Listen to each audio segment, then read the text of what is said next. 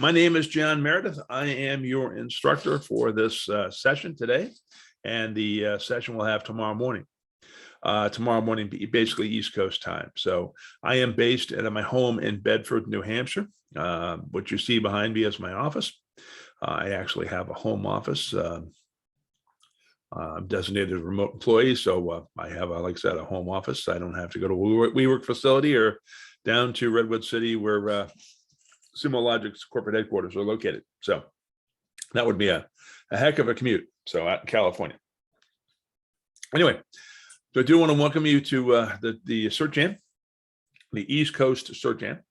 And again, I suspect there's maybe one or two of you that's not necessarily on the East Coast, and that's fine. We're glad to have you. So no worries.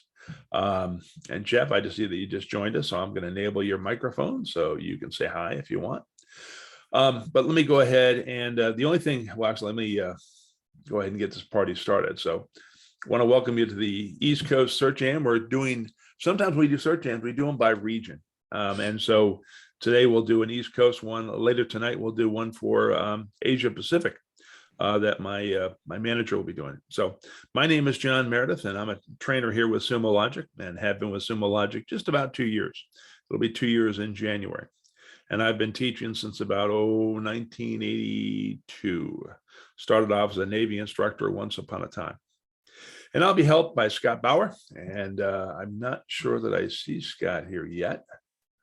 But he will be joining me to answer any questions you have in the chat box. And like I said, once I do see him, we'll give him a chance to introduce himself. So. One thing we have found, we at Sumo have found, and that is if people come into a class and they listen to the material and then they immediately take the certification, they become much more comfortable, much more confident, much more familiar with the tool.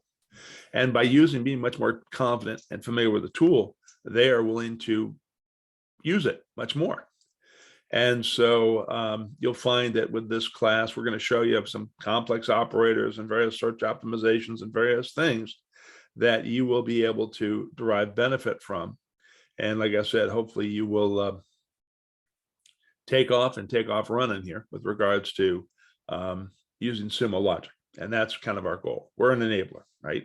Our job is to help you be successful. And that's what we want to do. Speaking of that, one of the requests that I have, one of the asks that I have is that if you have a question at any time, feel free to ask your question. Okay. That's what we're here for. According to our registration statistics, we are visited here today by about 31 companies out of 22 cities across the U.S. East Coast. And by the way, the East Coast we define as, somewhere close to the Mississippi there. And like I said, some of you may be not in the East Coast. That's fine. Love to have you. And again, some folks are from the DevOps community. Some folks are from security. Now, today we're going to focus on security. Tomorrow, we're going to focus on observability. So we'll talk about what we're going to talk about here. But like I said, I am up here in the New Hampshire area. So that's physically where I am based. And like I said, many of you have told me when you signed on where you are located. So glad to have you. And again, the only thing I ask is to ask your questions. Get your money's worth. Okay. Game plan for today. Obviously we're doing a little welcome introduction here, little cloud security monitoring and analytics. That's what we're going to do this morning. So we're going to take you through cloud security and actually writing queries with regards to cloud security. And then we'll take a lunch break from 12 to 1 East Coast time. All these times are East Coast time. And then we're going to do Cloud SIEM fundamentals. Cloud SIEM is our security information and event management tool. And I think you're going to find it to be a really slick tool with regards to understanding some of the security threats that you're facing and how you can identify those and deal with those and all that sort of stuff. And so, as I said, we'll spend the afternoon portion after lunch showing you that Cloud SIEM. So today's going to be all about security. This morning, the analytics side, writing queries, things like that. This afternoon's the side is dealing with our Cloud SIEM product. In both cases, the goal here is that we got about 2 hours of material to teach. Hey, Scott, welcome. Glad to have you here, buddy. Hang on a second. Let me fix you up. There we go. I'm going to allow you to talk and Give me a moment here, and I'm going to also make you actually, let me let the other folks talk, and I'll make you a presenter. So bear with me a second, Scott. There you are. Promote to panelist. There you go. You should get an invite on your end. There you go. And Scott, did you, let me stop my video sharing. You want to say hi? Yeah, good morning, team. Good morning, folks. Sorry, a couple minutes late. The construction folks showed up this morning to start demolishing my kitchen. So last minute panic of moving stuff. So good morning. And I will be the silent man, or sometimes not so silent man, behind the curtain. Any questions, as John has probably already told you, throw them in the chat or the Q&A. I can chase down either one of them. And John is a rock star when it comes to these, and I am confident you're going to love this class. So I'll be on mute. Throw your questions into the chat or the QA, and let's go. Very good, sir. Okay. Which, by the way, must be something going on, because we're going to do a kitchen remodel in February. So we're getting our kitchen remodeled and flooring done and everything else in the kitchen breakfast room area. So must be something in the water. Anyway, again, with those of you who just joined us, I have enabled everybody's microphone, and feel free. There you go. Jamie just did his too. Small world. Feel free to ask your questions as we're going through this. Don't hesitate to interrupt, or like I said, if you want, you can put it in the chat box and Scott will address those. And if it's something we need to share, Scott will interrupt me and let me know that we need to do that. So that's today. I talked about what we're going to do today. Today is all about the cloud security monitoring analytics before lunch, and then afterwards the cloud SIM, all about security. Good stuff. Lots of stuff I think you're going to have fun with. Tomorrow is going to be observability fundamentals. We've only got a half day tomorrow, so we're only going to teach from 9 to 12. Now, in every one of these three courses, whether it's observability fundamentals, the cloud SIM, or whatever, it's going to be basically 2 hours of lecture and lab, and then an hour for the certification exam. So you will have an opportunity to take 3 certification exams during this, and hopefully, if we've done our job right, you'll pass all 3 certification exams. And so there's some opportunity here to get certified with regards to our products. And we'll talk about that as we go. One thing we are offering right now, and that is, if you do take the certification as part of the class, we will send you a voucher for $15 Uber Eats. Now, how this works is, like I said, you take the exam today, and right after the class, right after we teach it, and then you'll see that you passed. Congratulations. Hopefully you passed. And if you pass, you send us a copy of your certificate to training@sumologic.com. And within 48 hours, we'll send you back an Uber Eats voucher. Now, for those of you who are math majors or whatever, you can figure out, wait a minute, we're going to do 3 certification classes. That means I can get 3 vouchers. Yes, it does. So you can get up to $45 worth of Uber Eats. Have a meal or so on us, okay? So it's just a promotion we're running right now, and I would encourage you to take advantage of it. It is tied to these certification classes. Our goal is, after the class, when we give you the hour to take the exam, we want you to take the exam. That's what this is. It's trying to encourage you. There's another promotion we have too. We have 10 Sumo Logic 10 certifications that you can achieve, okay? We used to have 6, but we've added 4 more. We've added 2 for the cloud SIM. We've added 2 for observability. So we now have a total of 10 certifications. If by the end of the year, that is to say December 31st, you get 6 certifications, you can reach out to training@sumologic.com and let us know that you've got your 6 certifications. We'll send you a form that you fill out. We'll simply verify the 6 certifications, which won't take us on any time at all, and we'll send you a backpack. So if you get 6 Sumo Logic certifications, we will gladly send you a backpack. So you can add it to your things to do. We would ask that maybe you post on LinkedIn with a picture of your backpack, just to kind of help promote this thing up. And like I said, because you're all in the US, I hope you're all in the US, there won't be any worries of any import tax or anything like that if we ship it out of country. But since we're shipping it in country, we should be fine. So those are a couple of promotions that we're running and want to make you aware of those. So that takes care of the introductions and the overview here. Are there any questions before we start getting into our first class of the day? Any questions, any concerns, any issues? That's QA are clear. Yep. Thank you, sir. And I've got everybody's microphones enabled. By the way, Scott, you might notice Jeff is on the panelist side. That's because he's got an older version of Zoom, and the only way he can talk is if he's a panelist. So that's why that is. Basically, behave myself in the host panelist room. Gotcha. That's it. All He's right. here to keep an eye on you. All right. He's our designated driver. Anyway. All right, ladies and gentlemen, let's get to this morning's class. So here we are going to talk about Sumo security monitoring and analytics certification. This is where we are going to write queries. Specifically in our case, we're going to do it in an AWS environment, although we do have labs for Azure, for those of you who are Azure folks. But the exam and the certification in the class is all about AWS here. So we're going to give you a little introduction to security and how we deal with security. And then we're going to really just jump into labs. Now, it says here we're going to do labs 1 through 5 and take a break. Then we'll do labs 6 through 8. We may take that break a little bit earlier. I'm going to take that break probably in about 55 minutes or so. So again, the plan is here to lecture and lab for about an hour and 45 minutes. And then we'll take the certification exam. And that will take, and then that'll take us into lunch. So that's how we're going to spend this morning. Again, another promotion slide about the Uber Eats, another promotion slide about the Sumo 6 backpack promotion. Again, the backpack promotion is good until the end of the year. All right.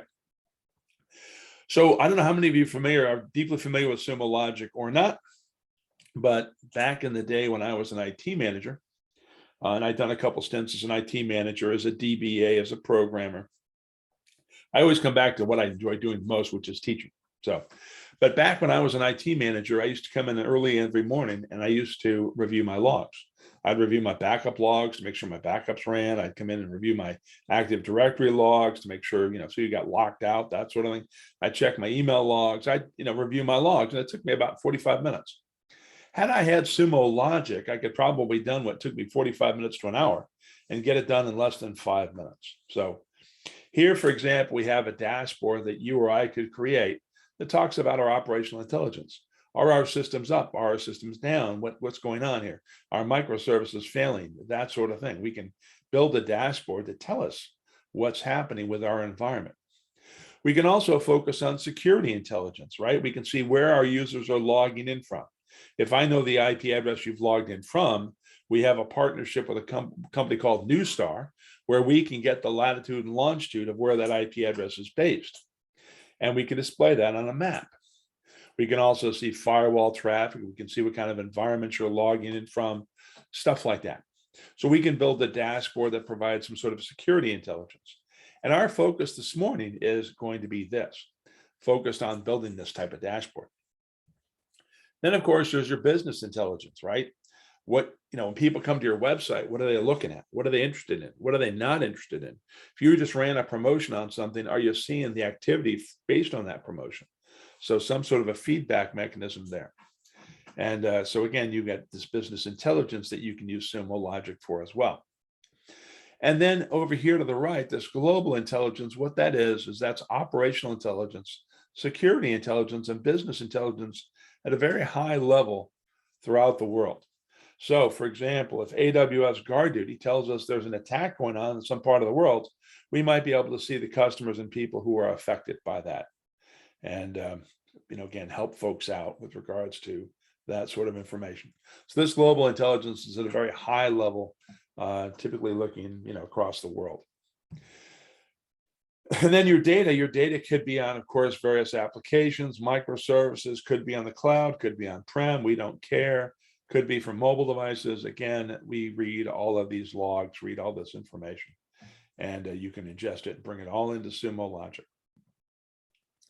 And then Sumo Logic is born in the cloud, raised in the cloud. We are a cloud environment. We support multi-tenancy. We scale up, scale out, which basically means that as you're using Sumo Logic, your company's using Sumo Logic, if we find that we need to throw more resources to help your environment out, we'll scale up automatically. And if we don't need those resources anymore, we'll scale back down. So we want to make sure that you have a good environment to use, but we don't want to, waste any excessive resources. So you'll find that we've got a bunch of APIs, application programming interfaces, that you can use to, these are hooks that you can use to maybe create users or create collectors and things like that programmatically from other applications. We'll find we've got a bunch of machine learning and advanced analytics in this product. Some of that you will see in this class. Some of that you may have seen in other classes. But over here on the far right, this is our crown jewel. Of all the things on the slide, this is probably the thing I'm most proud of. We maintain with great rigor our SOC 2 compliance, our CSA star compliance, our PCI compliance, all that sort of thing. These are compliances that are inspected regularly by outside auditors. We've recently received about 5-6 months ago, our FedRAMP moderate authorization. So we are certified and authorized by these other bodies to protect your data. And so you know that when your data is being processed here by Sumo Logic, it is not only do we think it's a good product, but these outside agencies think it's a good product as well. They've given us their seal of approval. And then, of course, your various roles. And again, some of you might be in security, some of you might be in DevOps, some of you might be in, network ops, who knows? But I promise you that this tool has something for everyone. Now, when we talk about security within Sumo, we typically talk about 3 areas. And so the first area is audit and compliance, right? You as a company probably have a duty, a fiduciary duty of sorts, to ensure that you are compliant, you're maintaining certain compliance standards. And so you'll find that with our built-in dashboards and built-in apps, we've got a bunch of compliance apps, and I'll show you where they are in just a few minutes. You'll find that those compliance apps can help ensure that you're maintaining your compliance. And so these compliance apps, like I said, typically just tell us that we're maintaining our compliance and everything's secure and life is good, some sort of a dashboard type thing.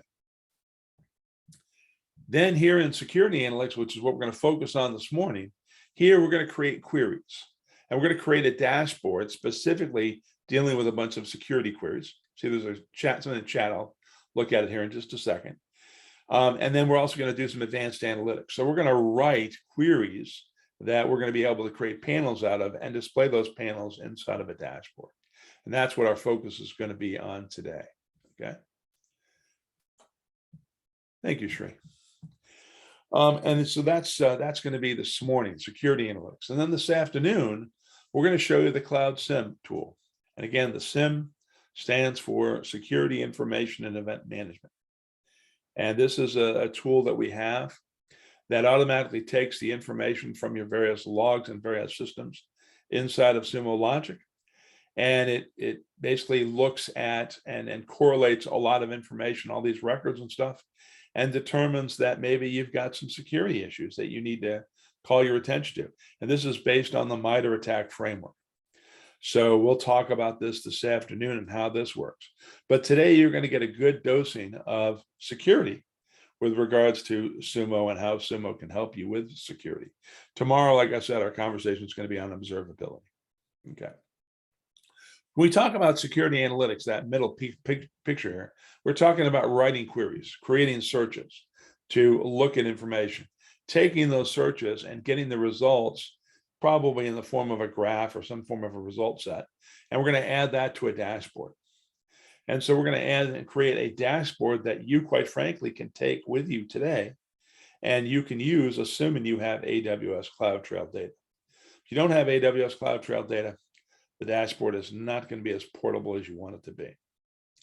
And again, I also have an exercise set written for Azure, and I'll show you where that is as well. And then in the process of this, we're going to use some advanced analytics. So we're going to use all kinds of neat functions, the Haversign function, and a whole bunch of nifty functions, the backshift operator, and all kinds of neat stuff that we can use to basically get the information that we want. All right, I'll get to this demo here, and actually, let me go ahead and do the demo right now. Bear with me a second. You guys don't worry about trying to log in any place or do anything. This is just something that I'm going to show you. Later on, I will get you logged into Sumo, our training environment. But for right now, you don't need to worry about it, okay? So what I'm doing is I'm going out to our Sumo Logic demo environment. And here in our Sumo Logic demo environment, and then as typically any Sumo environment, over here on my left, I have my navigation panel. And I've got a bunch of tabs open from the last time I logged in. So let me clean those up. In Sumo Logic, on any one of these tabs, if you click on these three vertical dots, we call it the More Action button. Some people refer to it as the kebab. But if you click on any one of them, you'll have an option to close all tabs. And that's what I'm going to choose, to close all tabs to clean that up. Now over here on my navigation panel, if I click on my hamburger menu or Sumo Logic up here, it opens up my navigation panel. And then here I've got a folder here for SIM demo, and then security demo. And then I've got dashboards written in AWS, Azure, Google Cloud Platform. I'm going to go ahead and grab the AWS platform here. And so here I can see where my users are logging in from. And if I'm a worldwide organization, this is great. I can see, where folks are logging in from. And if I want to here, kind of drill in, and it kind of gives me an idea, where folks and stuff are logging in from. Now, of course, everybody logs in from an IP address. So over here, I can take those IP addresses, and with our relationship with CrowdStrike, you can send that IP address to CrowdStrike, and CrowdStrike will tell you if that IP address has any sort of malicious activity associated with it. And so here I can see that we have an IP address that has accessed our environment 121 times here over the last 60 minutes that has been identified as having a high malicious confidence. And so I can investigate this IP address, see where they're going, that sort of thing. So you can build a query for something like that. Additionally, over here to the right, I have a user who's logged in over the last 3 hours. But they've logged in from two different IP addresses. One IP address is from the United States. One IP address is from Egypt. So one has to ask, how did they manage to get from the US to Egypt in 3 hours? Okay. So this is what we call a land speed violation or a suspicious login, because again, they've covered so much ground very quickly. So we can write queries. In fact, we're going to write a query for this to identify somebody who has covered a lot of ground in a short period of time. Since we don't have transporter capabilities yet, we can't just go from one area of the world to another area of the world in very short order, okay? So we can identify and report those sort of things out. Additionally, we can go down here and we can look at our data volume, right, sent by our S3 bucket.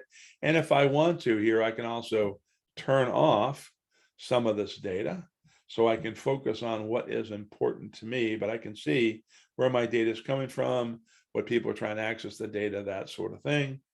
I can see my AWS guard duty logs, information there.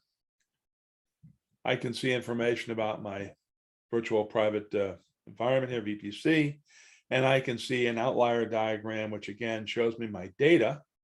And then this cloud behind it is a standard deviation based on my values. And any red triangle I see here is an outlier. It's not within my normal accepted boundaries.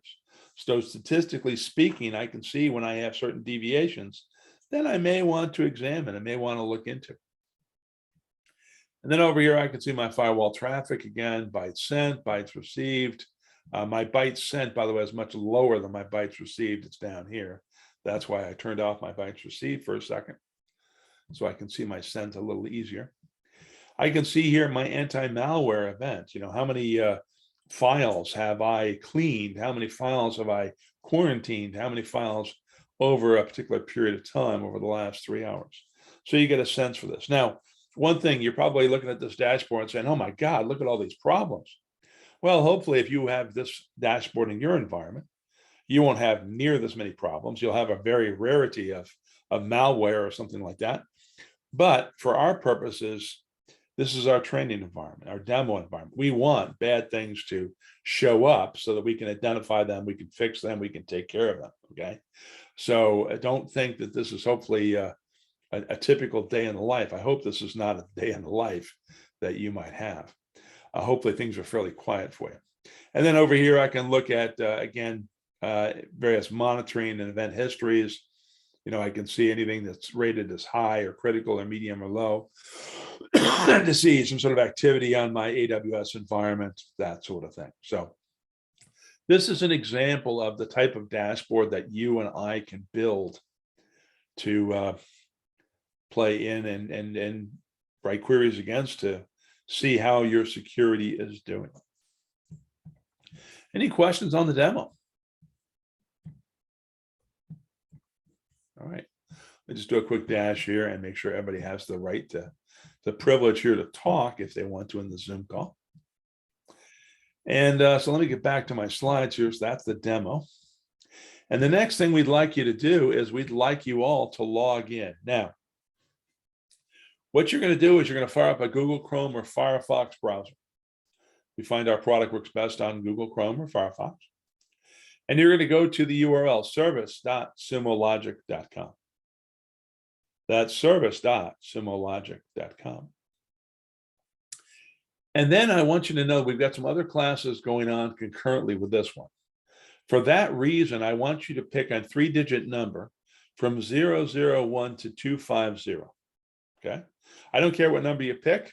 Those of you who are from the UK or have British roots might grab 007. That was an interesting movie. I saw it last weekend. But you pick a 3-digit number that you want. And if you would, type that number in the chat box. So let us know what number that you want. So first you're going to go to service.sumologic.com. Then you're going to pick a 3-digit number. Okay.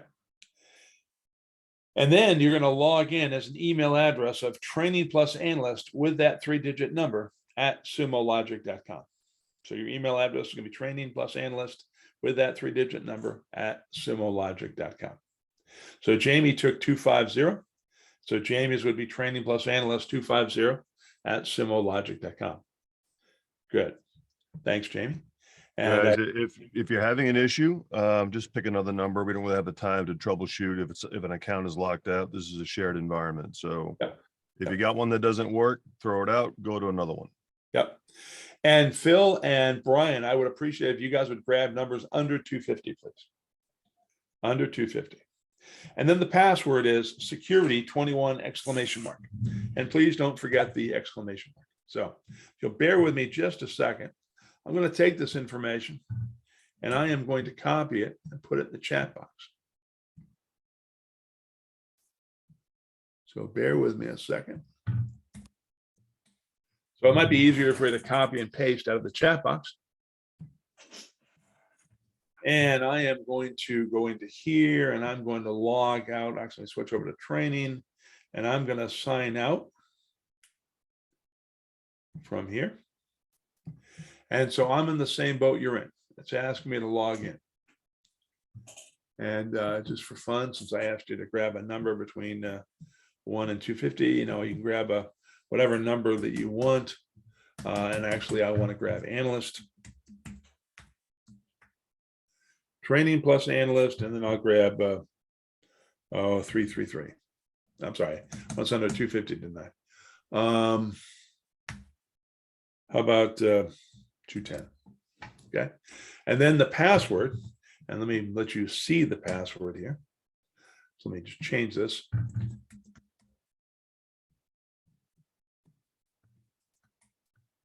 Security 21 exclamation mark. And that is the current password. Now, this password changes every month. So if next month in November, you want the new password, I don't know what the password is right now, but if you reach out to me, and I'm putting my email address in the chat box,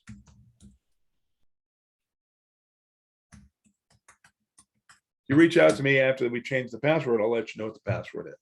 So there is my information, my contact information that is out there as well. Okay. So hopefully you're all able to log in. So we are able to click here and log in, and poof, we're there. And life is good. Now, I'm actually going to log in with my named account.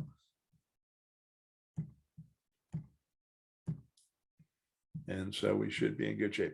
If you're having any problems logging in, please feel free to let us know.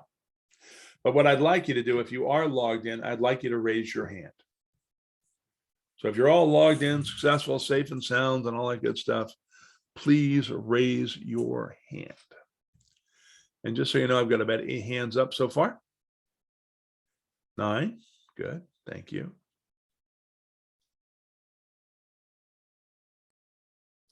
10. Again, a lot of things we're going to do. I guess, is there a negative raise hand? No. Okay. Because I No, don't know I if people figured- have stepped away or not. So Yep, there's just I want to make sure people get logged in.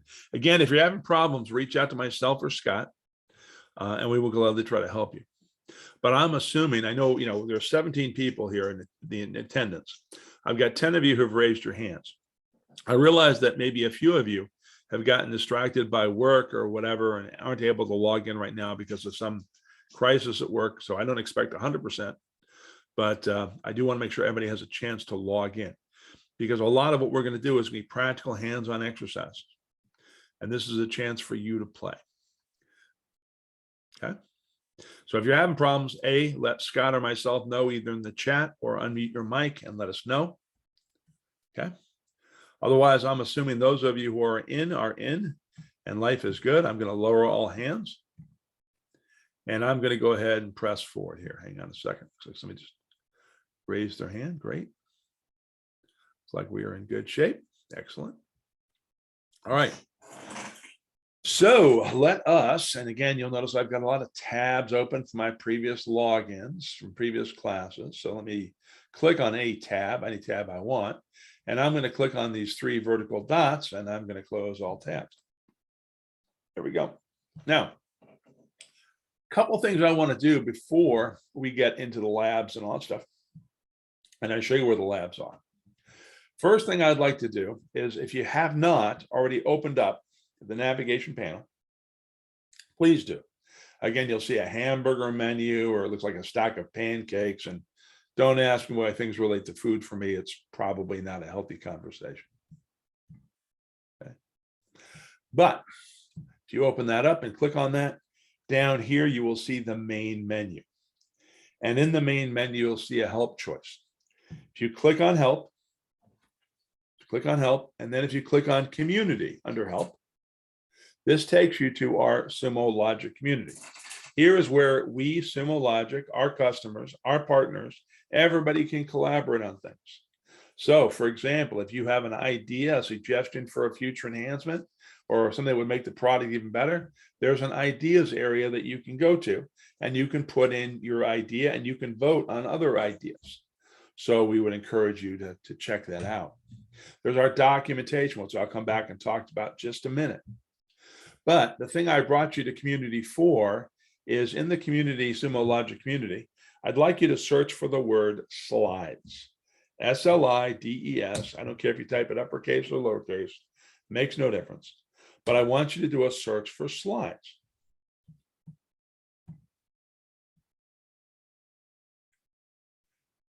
Jeffrey asked a question. I need to step away for a minute. This recording be sent out in an email. Jeffrey, I'm not sure, but that's what I'm going to show you right now, is where these recordings are. So that's why I'm doing this. So if you search for slides, you'll see that you're going to get 2 responses back over here. One says training and certification, lab, webinars, and slides. And if I click on that, here are all of our courses, all 10 of our certification courses and some of our workshops. And in here, we have a link to the recording of these classes, a link to our slides, and a link to our labs. Now, specifically, the class that we are in right here is this one, Cloud Security Monitoring Analytics. Here's a link to our labs. Here's a link to our recording of this class. And here's a link to our slides. Now you might ask, why the slides? Well, our exams are open note, open book, open slides. And so we provide you a link to the slides so that you can see those slides and you can access that slides and all that stuff, because some test questions may be based on the slides. So that's why we provide that. Now, I am going to take this URL and I am going to paste it into the chat box to help Jeffrey and anybody else out who wants this. And you can bookmark it or whatever, and you can come in here and grab that stuff. But Jeffrey, that's why we provide this information. So again, you can always go back and listen to any class that we've got, including some of the new ones. You can also see the labs and all that fun stuff. So hopefully that answers your question. And now you can step away and have a clue as to what's going on here. Now, the other thing we've got, of course, is a link to our labs. And if I click to this labs, this takes us actually into our product documentation. And in our product documentation, specifically in the first chapter, here's where all of our labs are. Here's where all of our labs are. And then specifically, this takes us to the 8 labs that we're going to do for this class. Now, just to prove a point, if I open up a new tab and I go to our product documentation, and how you get there is real simple. The URL is help.sumologic.com. That's help.sumologic.com. And our product documentation is currently broken up into chapters. So we have a start here chapter, a send data chapter, and all that good stuff. In our start here chapter, you'll see there's a quick start labs and tutorials link. And if I click on that quick start lab and tutorial link, here again are all of our classes. Now, if I look here, there is hands-on labs, cloud security, monitoring, and analytics. These, as I said before, are the 8 labs that we are going to do. These are the labs that we're going to do. In fact, I recommend that you take this tab, if you open it up, and by the way, let me go ahead and copy it and put it in the chat box so that you have it for posterity. And I'm going to take this tab and I'm going to pin it. Okay, so as soon as I get the Zoom stuff out of my way, because I'm running Google Chrome, I can pin this, which is going to collapse it and put it down in the corner, kind of out of my way. I'm also going to take my Sumo Logic training environment. I'm going to pin that one as well. Okay. This way I can switch back and forth to my Sumo Logic environment, my labs, fairly easily. Okay. Now, one other thing I want to show you in our documentation, help.sumologic.com. In here, under search, the search chapter, if I click on the 3 dots to open things up, you'll see there's something here called search cheat sheets. Search cheat sheets. And if I click on search cheat sheets, you'll find that we've got some general examples, some IIS search examples, and my personal favorite here is the log operatives cheat sheet. And if you click on the log operatives cheat sheet, this shows you a lot of the operators that we use when we create a log search. Those of you who want to create a metric search, there's a different set of operators in our documentation as well, not here, but in another part of our documentation that you can see and you can access. So this is kind of a handy reference for you. And some of you are going to say, well, gee, is there a PDF version of this? And at the end of the first paragraph here, it talks about the PDF version. And you can print out this PDF version and put it next to your computer, and you can have this for posterity. So it's kind of a handy cheat sheet to the various operators and things that we're going to use. So again, I'm going to take this information, I'm going to take this URL, and once again, I am going to paste it into the chat box. Because again, our goal is to help you. The more you can use our tool, the happier we're all going to be. You're going to be successful. We're going to be successful. So any questions about that before I get into the exercise? the labs. You guys are a quiet group.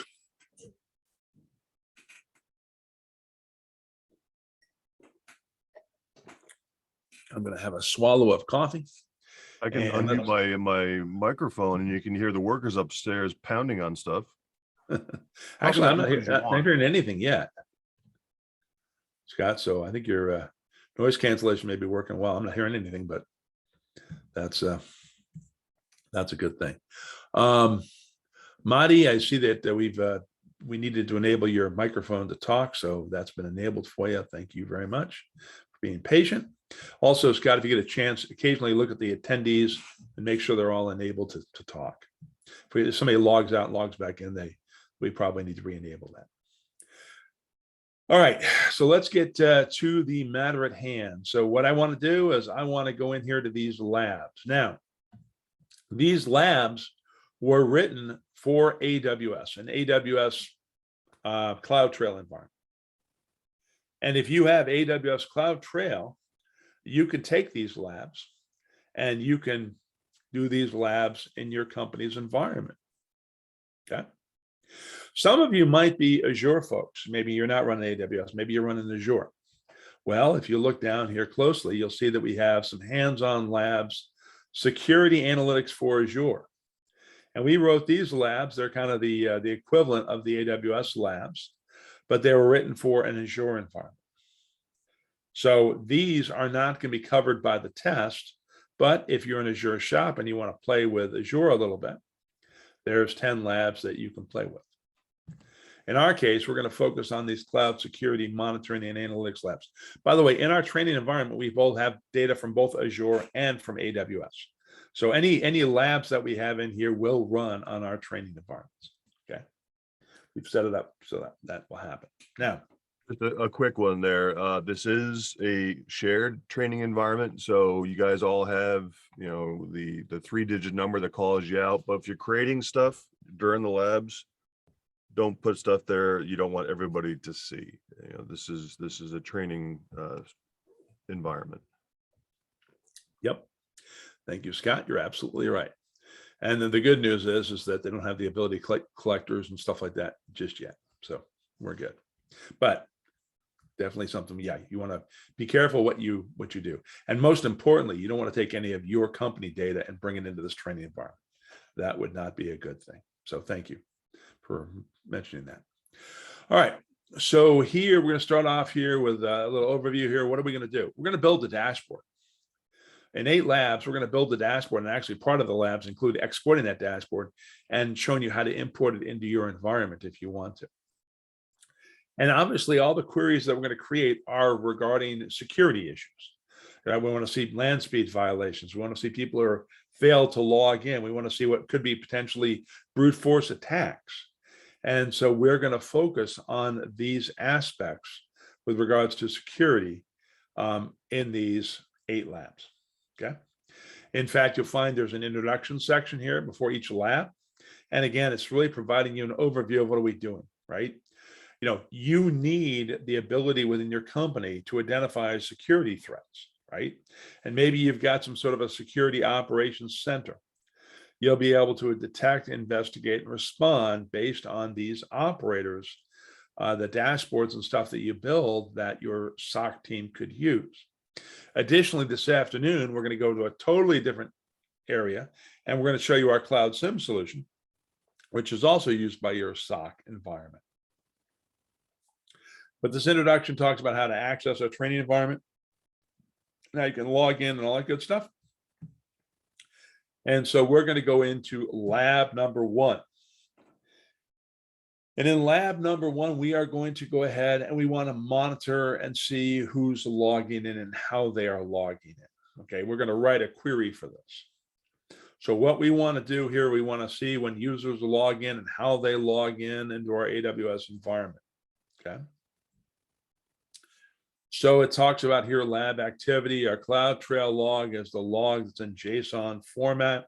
We're going to take advantage of that for a little bit. We're going to look over a period of the last 24 hours to see who logged in the last 24 hours.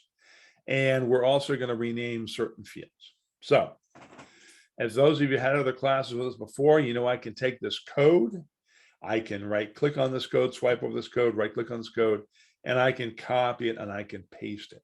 Okay, I can paste it in here. But what we're going to do is, or what I'm going to do is I'm going to start from scratch because I want to explain to you what the code is doing. So for those of you who had our other classes before, you know we typically start with a metadata tag, and the metadata tag we start with is underscore source category. So I'm going to go in here. I want you to go in here, click new, click search to get a search tab here. And then we're going to start typing in an underscore. All of our reserved words in Sumo typically start with an underscore. And if I start typing in the word source, you'll see that it starts limiting my choices. I'm going to select source category. And we want our AWS Cloud Trail data, which is labs/AWS/ and I'll start typing in Cloud Trail. There we go. There it is. You AWS logged Cloud. in. If there are a bunch of tabs already open, because this is shared and maybe we didn't clean them up in time.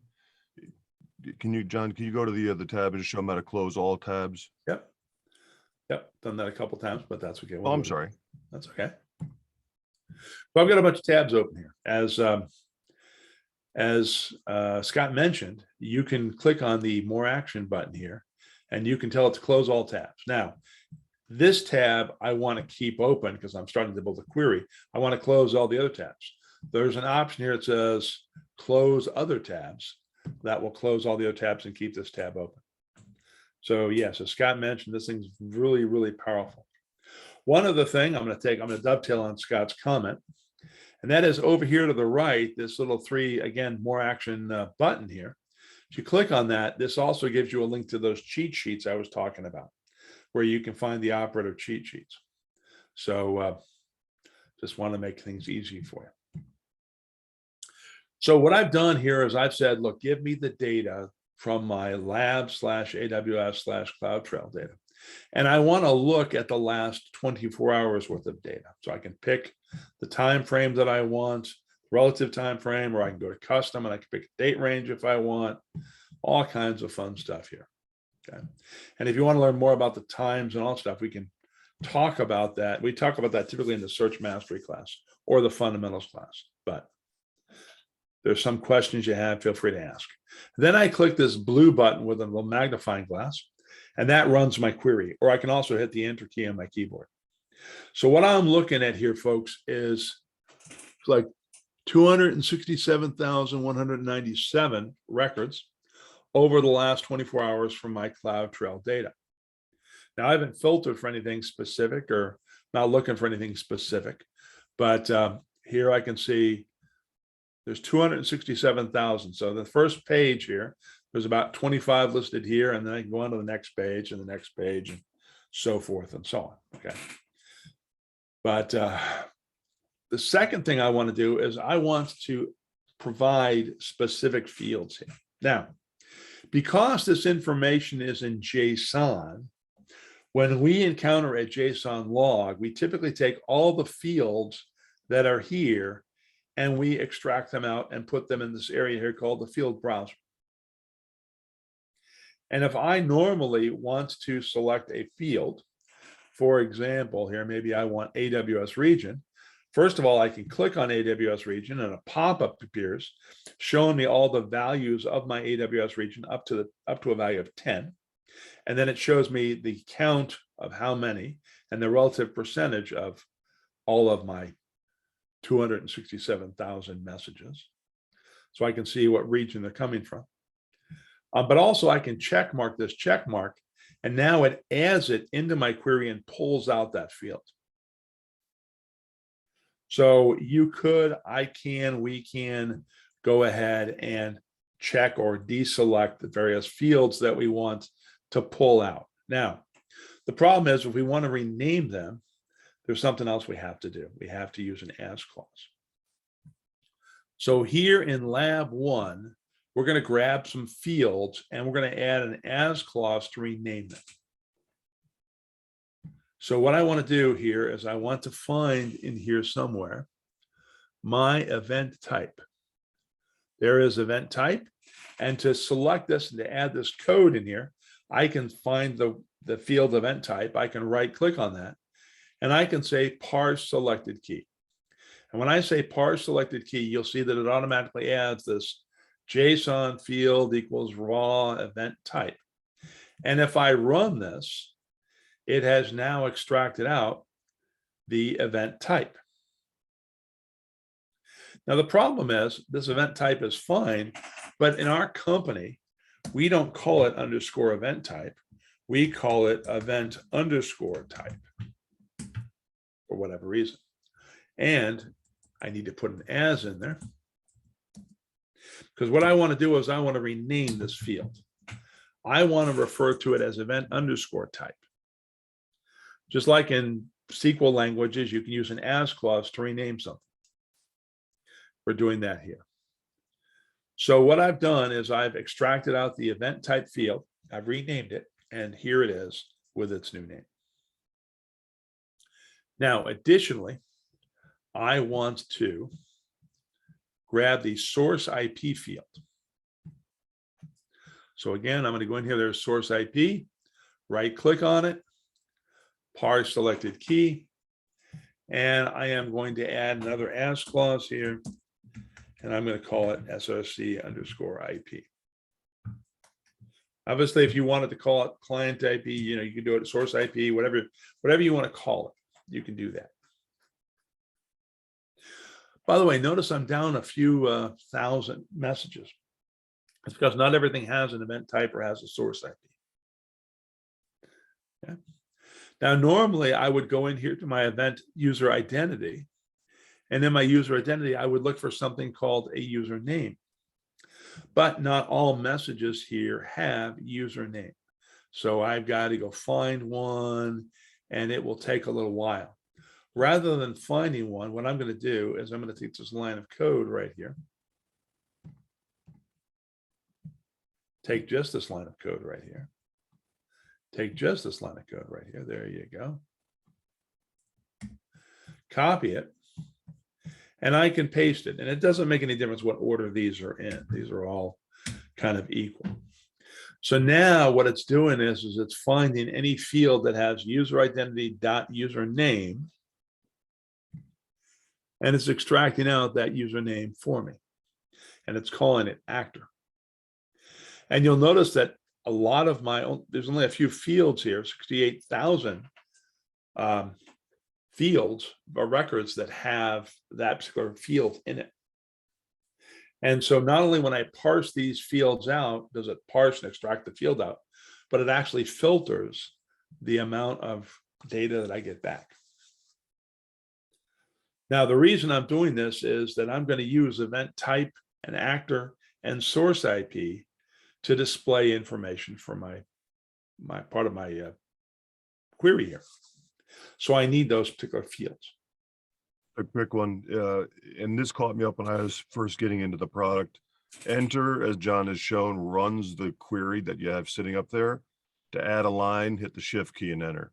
That gave me a brain cramp for a little bit. So yep, that's a good point. An obvious time, but for me, it wasn't.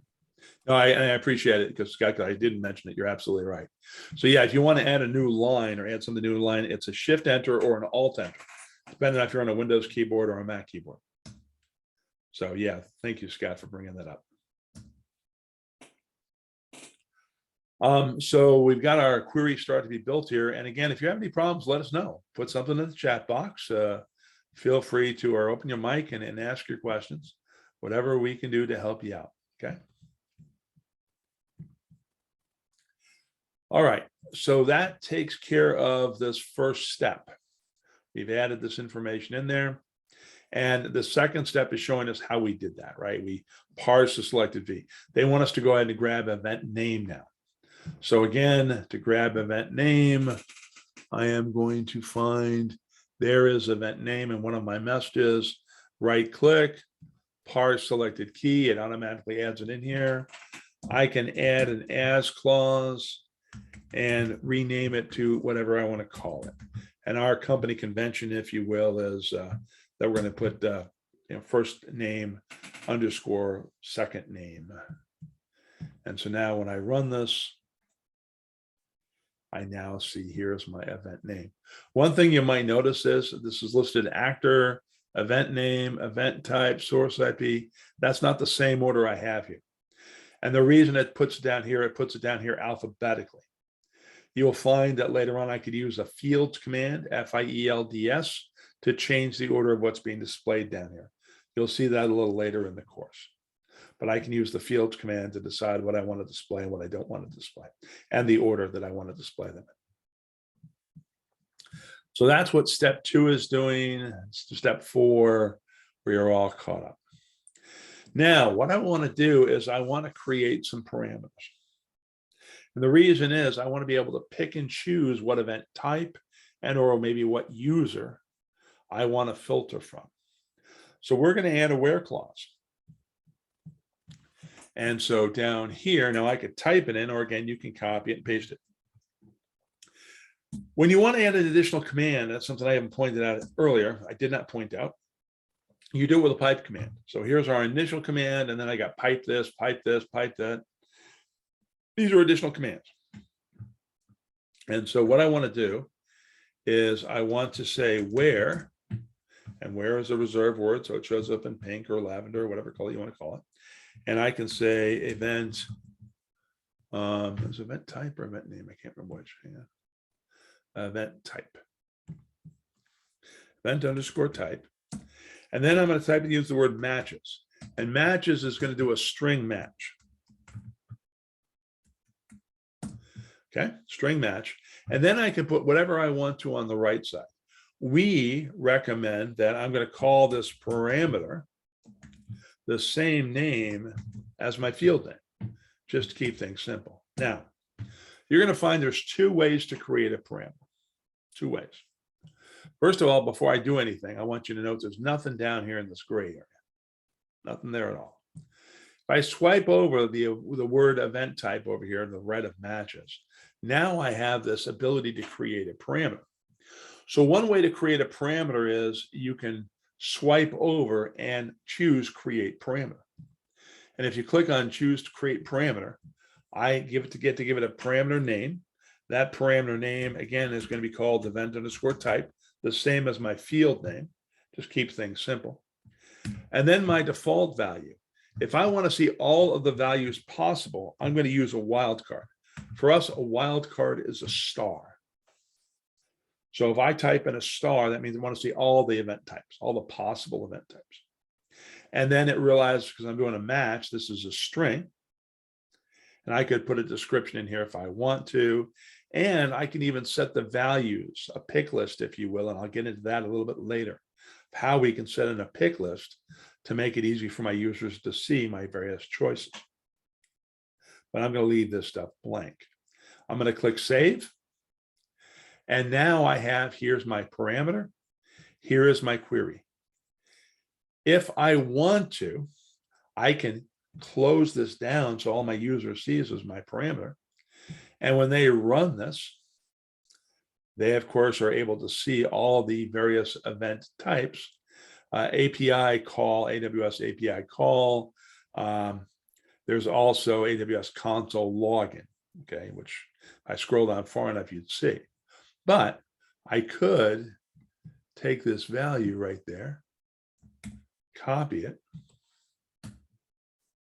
paste it, run it, and now it shows me only those records that have the value of AWS API call. So you can change the values here, and that's what a parameter does. It lets us specify what specific event type we want. And we can add as many parameters as we want to. And you'll see that a little bit later on. So that's how you can manually add a parameter. By the way, if you want to here, you can open your query back up. Actually, let me close this up for a second. Grab the wrong box there. There we go. So here's my query with my parameter in there. Here is my parameter field where I can change properties of that parameter. So we've added a parameter, some variable that we can change the name of, change the value of, and filter our data accordingly. That's something your users can take advantage of. Now, there's two ways to create a parameter, as I mentioned. One way is to highlight it and click on that little link that says create a parameter. Another way to create a parameter, I'm going to do this on actor now. Okay. Matches, same where clause. Only this time, the second way is I'm just going to type in the code to make it a parameter. The code to make it a parameter, if you haven't already noticed, is it's encased in case a double set of braces. So if I type in two braces, my field name, close two braces, it automatically adds my parameter over here. And all I've got to do is go into here to my parameter settings and change the default value to a star and save this. And so now when I run this, I see all of my actors and all of my event types. Now, you'll notice here I got Kevin, I got OnKid, I got Gosa. Let's go out here and let's change this actor, if you don't mind, to Kevin. And by the way, notice before I filter this, I've got about 67,927 records. Okay. And if I run this with looking for Kevin, I am got records here, but only about 19,000 records for Kevin. If I type in Gosa,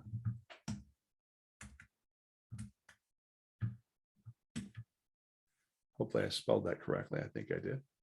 I am down to about 12,233 records for Gosa.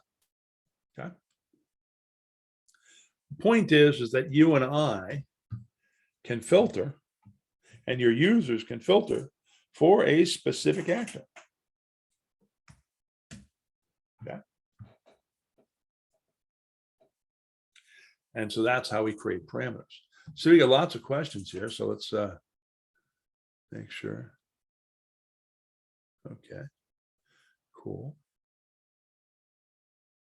Yep. All right, and so that brings us up to this particular point, step 6, where we created in step 7 and 8, we created the parameter manually. And then here in step 9, we added the parameter by typing it in. Okay. So basically what we're doing here is we're filtering. Now what we want to do is we want to count by the actor, the event type, and the event name. So new line, again, as Scott mentioned, Shift Enter or Alt Enter, depending on what keyboard you're on. Count by event type, actor, event name. Helps by spell count correctly.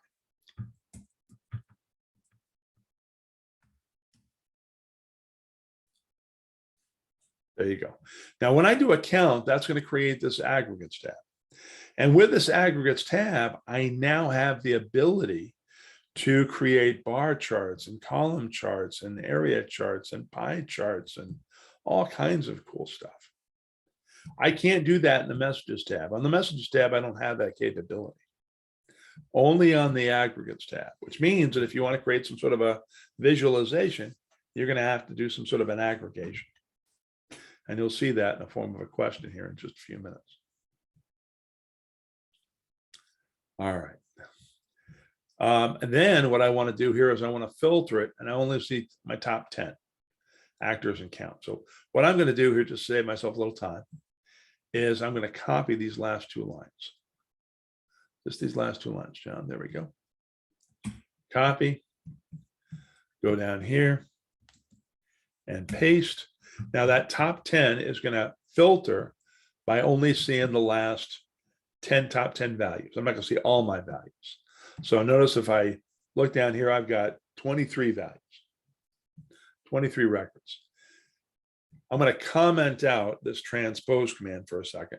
The way that you comment out a single line is 2 forward slashes. 2 forward slashes comment out a line. So now what I'm seeing is I'm only getting 10 rows back. Top 10 actors by event type and underscore count. Okay.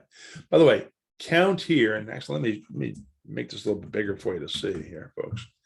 Count is an operator. Count counts things. Think of a teacher in a classroom counting students. 1, 2, 3, 4, 5. The results of that count are stored here as underscore count. Or if I shrink this back down, you'll see here's my underscore count down there. Let me make that a little bigger. There we go. Underscore count down there. Okay. And so that's why we refer to it as underscore count. Now, the next thing I'm going to do is I'm going to use the transpose command. The reason I want to do the transpose commands is I want to see my actors on my rows. But across my columns, I'd like to see my different event types, whether they did an AWS console sign-in or they did an AWS API call. So I want those across my columns, and then I want my count across my middle. And that, creates almost like a pivot table in Excel or whatever spreadsheet you're using these days. So if I do a transpose, again, here are my actors on my rows.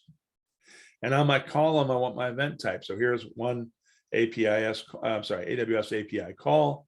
And here's my AWS console sign-in.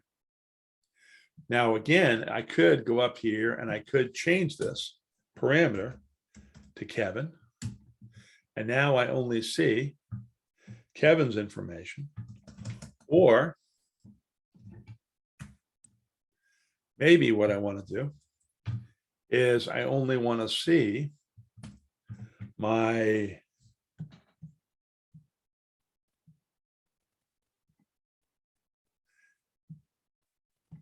AWS console sign-in.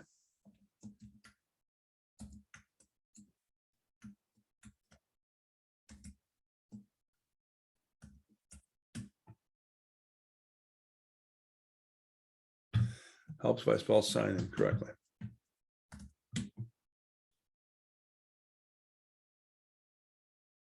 That. Probably easier and smarter to copy and paste the value out of here. So anyway, but that's where my parameters come in. Now, what I can do now is, like I said, I can turn this into a column chart. Or a bar chart, actually, excuse me, a bar chart. And then in my bar chart, if I want to go into my properties, I can change in my properties my color from blue to red, okay? And so we can change this and play around with it. Okay.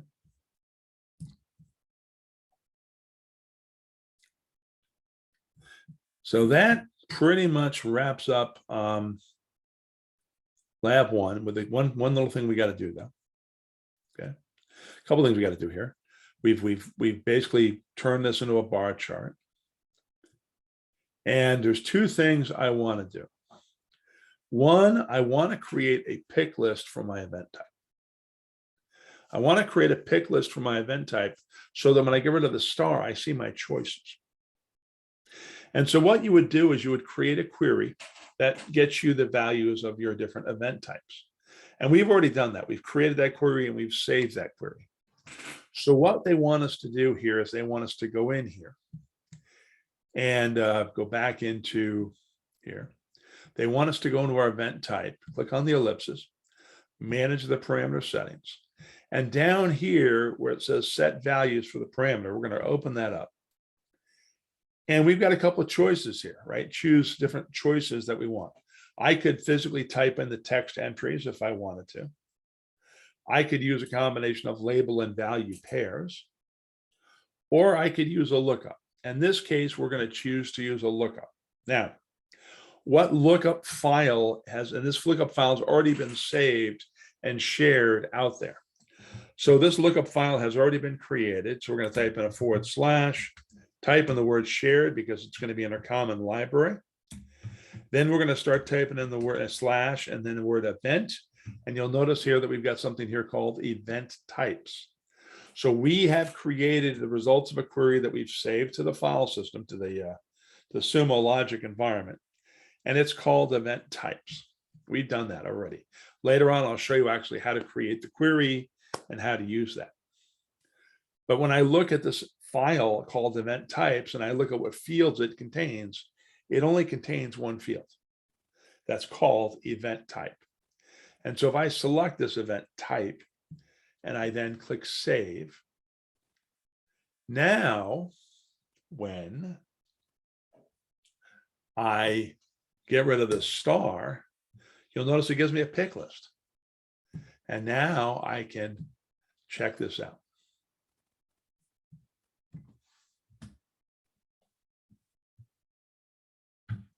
I can pick and choose these various values.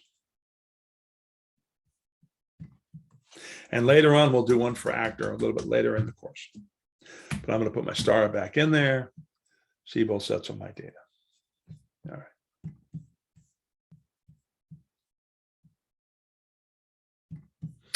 All right. So now there's one other thing we want to do here in lab number 1. And that is we want to add this to a dashboard and we want to start building our dashboard. So what we're going to do here in steps 15, 16, whatever, is we're going to add this to a dashboard. We're going to call this our top 10 user activity. So I am going to swipe down here where it says top 10 user activity. I'm going to right click. I'm going to copy that. I'm going to go back in here to Sumo Logic. To add this to a dashboard, there's a little button that says add to dashboard. I'm going to click on that. And here where it says panel title, I'm going to paste in what I copied previously. Now, as far as the name of your dashboard, we recommend you start with SOC, Security Operations Center. And then if you want, you can put your initials. And I recommend you put your initials in there. Now, because I taught this class last week, I'm also going to append here today's date. So today is 10/26. I just want to append something in here unique so that I can find this particular dashboard, because I just did this exercise just last week. And it says here, do you want to create a new dashboard? And yes, you do. Now, warning, Will Robinson, danger, danger, danger. Something I want you to be aware of. Normally, you would create a dashboard using our new dashboard interface. But because we're using parameters, our new dashboard interface doesn't necessarily, we haven't updated the dashboards for parameters yet. So I do want to make sure that when you see this panel, you click on this switch and make sure the switch goes to the left. So you're going to build this in our legacy dashboard product. So again, when you first go in here, the switch will look like this. You want to click on it and move it to the left. So you're using our legacy dashboards. When we save this or add this, it's going to add it to our personal folder, which is what we want. And so now, ladies and gentlemen, you will notice that in your personal folder, you will see, hang on a second, you'll see this dashboard up here. And then we should, hang on a second, let's go ahead and see dashboards. There we go. And I should see, hang on, so let's just get rid of that.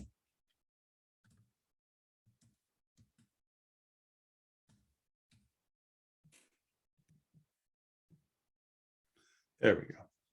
I should see my SOC.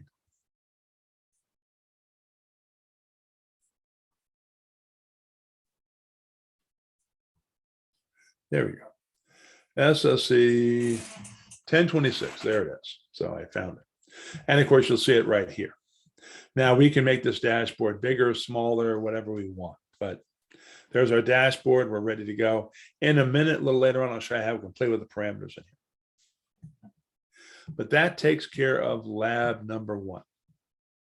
Okay. Okay.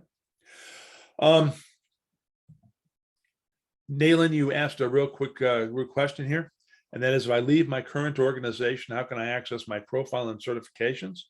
Because they are connected to your corporate email ID. What you're going to do is you're going to send an email to training@sumologic.com and tell us the corporate email ID and your personal email ID, and we'll change the records. Okay. So Nailin, it's real simple. It's an easy thing for us to do. Just send us an email and we'll go ahead and modify the database. Okay. Now, that being said, are there any other questions, folks?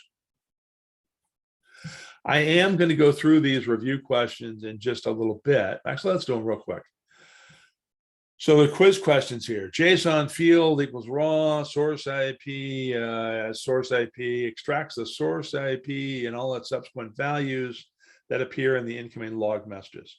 What do you guys think? Is that statement true or false? Is that what it does? Feel free to put it in the chat box. And it does. That's exactly, the statement is true, by the way. This statement will extract those values. Question number 2, double curly brackets enclosing a variable label are used to create parameters. What do you guys think? Is question number 2, statement 2, true or false? Okay. Okay, a couple folks have said true. That's absolutely correct. And then number 3, I use the setting icons on the messages tab to change the color of the bar graph. And a couple of you have said false. Absolutely correct. It's not the messages tab, it's the aggregate tab. The aggregates tab here is where you change your color. Okay, not the messages tab. Nice work. Okay, excellent. All right, so what do you say we take a 10-minute break here? I realize we've only gotten through one lab, but they'll flow much faster now, okay? First one's always tough to get through. So what do you say we take a 10-minute break? And when this counter gets back down to 0, I'd like you to be back here. So take a 10-minute break and I'll see you in just a little bit. I'm going to step away myself. So talk to you in about 9 minutes and 47 seconds. Bye now.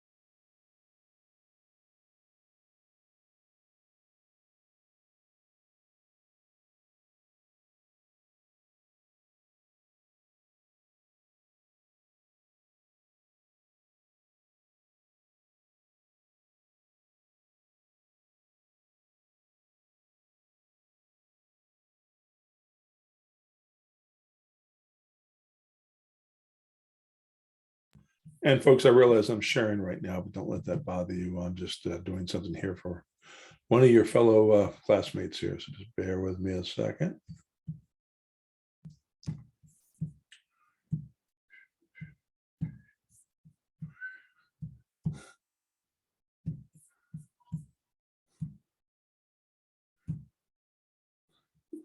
Come on. Get out of there. Get out of there.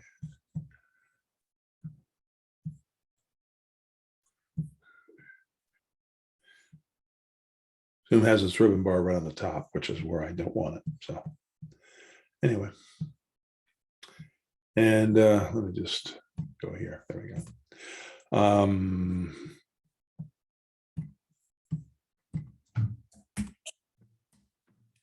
There's that. So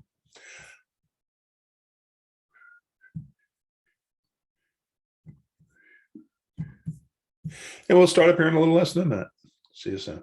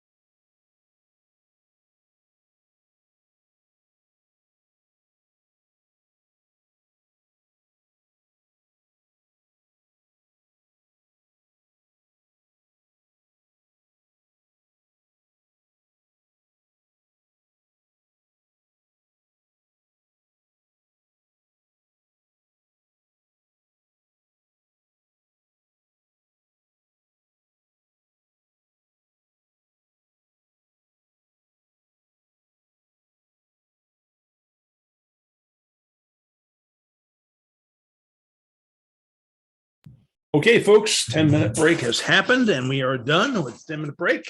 So what do you say we move on to lab number 2 and talk about putting things on a map? So again, if you have any questions, feel free to let us know. So here in lab number 2, you'll notice we're going to use the same source category. In fact, we're going to use a lot of the same things. The only difference is we're going to look for something called here response elements.console login. And we're going to look for something called the result. Okay, that console login, whether it's successful, whether they fail, we want that result because again, our goal here is we want to see where people are logging in and whether they're succeeding or failing. So I'm going to take in lab 2 this code right here. I'm going to right click on it and copy it. And I'm going to go back here to Sumo and I'm going to open up a new log search tab. And I'm going to paste this code. And I'm going to change my time frame to 24 hours. All of our queries that we're building here are going to be 24 hours old. And I'm going to go ahead and run this to see what we get. So here we got our CloudTrail data. We're looking at our username, which we're calling actor. We got our event type, which we've renamed as event type. We've got our source IP, and we've got something here called result. And later on, we will filter that for either success or failure, depending on what we're looking for. Okay. Now we want to add our parameters. And so down here's our parameters. First thing we're going to check, though, is we're going to add a where clause to make sure that they're not empty. Make sure the actor and the event type are not empty. So where it says where exclamation mark means not is empty. And so we're testing to see if those values are, and make sure they're not empty. If they are empty, we filter them out. So we're going to add, again, a new line. Again, that's a shift enter and alt enter. So keyboard, you're on. And basically, we're going to go ahead and run this. And sure enough, lo and behold, we'll filter out any blanks or nulls we have there. And then we're going to go ahead and add these parameters. And as I said, because we've got this bracket, double bracket thing here, brace or whatever, that automatically generates our parameters. So when I go in here and add a new line, again, paste this stuff in, boom, there's our parameters. We do want to make sure the default value is equal to a star in both of these cases. Otherwise, this is not going to work. So we want our default value to be the global wildcard. Hang on a second. Oh, I see. I got rid of that parenthesis there. There we go. Oops. Try this again. That's much better. Okay. Hang on a second.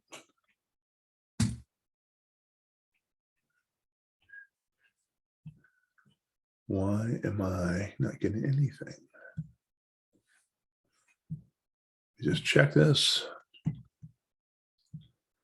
Star there.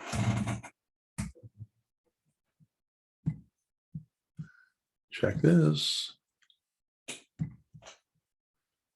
Star there. Run this. There we go. Got results. Okay. Somehow I must have made a typo up here. Okay, you had carrots rather than asterisks. There you go. There you go. I need a bigger font. There you go. Thank you. Appreciate it, Scott. All right. So what we want to do is continue on our lab here. So a lot of this code we've used before, and we've seen it before. Okay. Now what we want to do here is we want to do this lookup command. So here is where the magic starts to happen. Okay. And if I take this lookup command, and let me just go out to our documentation here. Bear with me a moment. Waiting for the Zoom tab to get out of my way. Tell you what, I'll just do it this way. Open this up in a new tab. My lookup command can actually do several things. It can save things to a file if we want. It can, come on there, Zoom tab, out of my way. It can save things to a file, and we can read from that file, and you'll see we'll use that in the parameters here in a minute.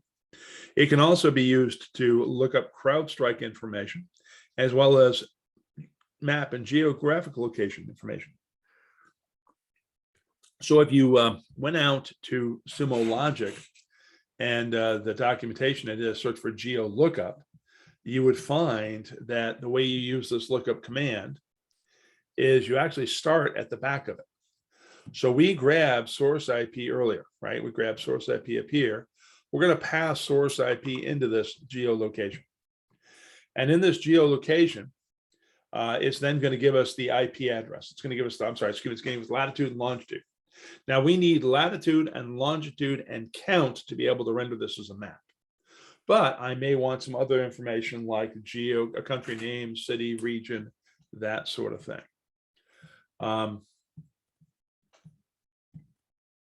So just bear with me a moment. Tell you what, let me stop my sharing here for a quick second. Let me share up my desktop because I'm just going to go ahead and do it this way here. Bear with me. I want to go out here to, and I can bring up any browser that I want to. And I'm going to go out here to do a geo lookup, Sumo Logic. So we can easily find that. Okay, geo lookup map, Sumo Logic. There it is. It's in our documentation. And again, in order to be able to render this as a map, you need latitude, longitude, and count. Okay. Additionally, you can also get continent, country code, country name, et cetera, et cetera, et cetera. And what happens is, like I said, we have a partner called Newstar, and we send the IP address to Newstar using this geolocation tag, and it then sends us back all this other information. Okay. That's basically how this works. Okay.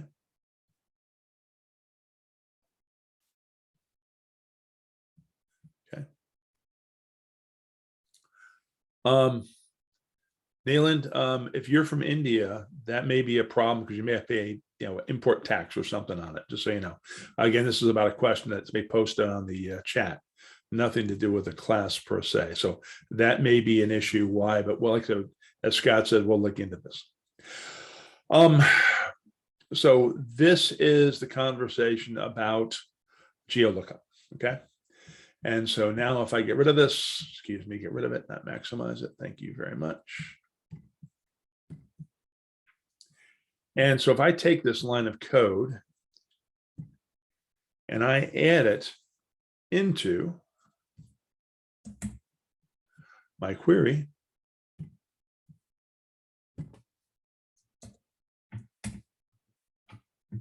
and I run this, you will now see, of course, here's my actor, but now I've got city, country name, latitude, longitude, region, all of that good stuff. And then what we want to do is we want to count by our actor, the source IP, the latitude, the longitude, the country name, and the event type. So all we're doing is a simple aggregation here.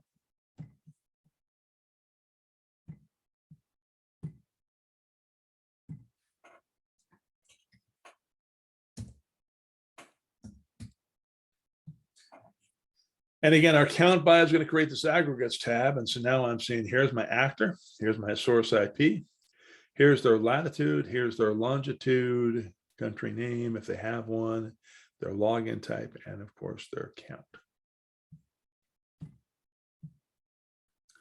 And then if I want to here, I can turn this into a map. And the way I turn this into a map is real simple. In my aggregates tab, if I have latitude and if I have longitude and if I have count, I will see this map icon enabled. And I can click on that map icon, and now it will display my map. Now, for those of you with keen eyesight, you'll notice it looks like the world's being displayed twice, right? That's simply because of my X and Y axes here, right? If I adjusted my X and Y axes accordingly, I would see only the one part of the world map here. I wouldn't see two areas of the United States or two areas of Europe or two areas of whatever. Okay. And ultimately our goal here, folks, is once we've got this query, is we want to insert this into our dashboard. Okay. So we're going to call this particular panel GeoTrail, CloudTrail Geo of sign-in activity. So I'm going to copy that. I'm going to go back to my dashboard. I want to add this to a dashboard. Again, here's what I want to call this particular dashboard.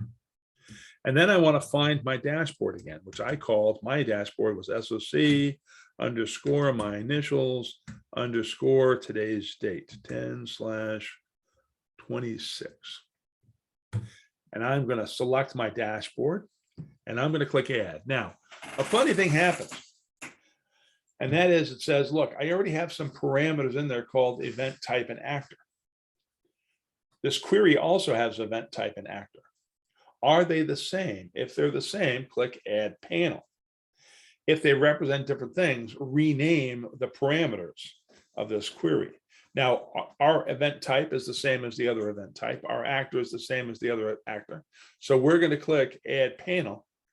And so this is now going to add this panel. And of course, I can make this panel bigger, smaller, whatever I want.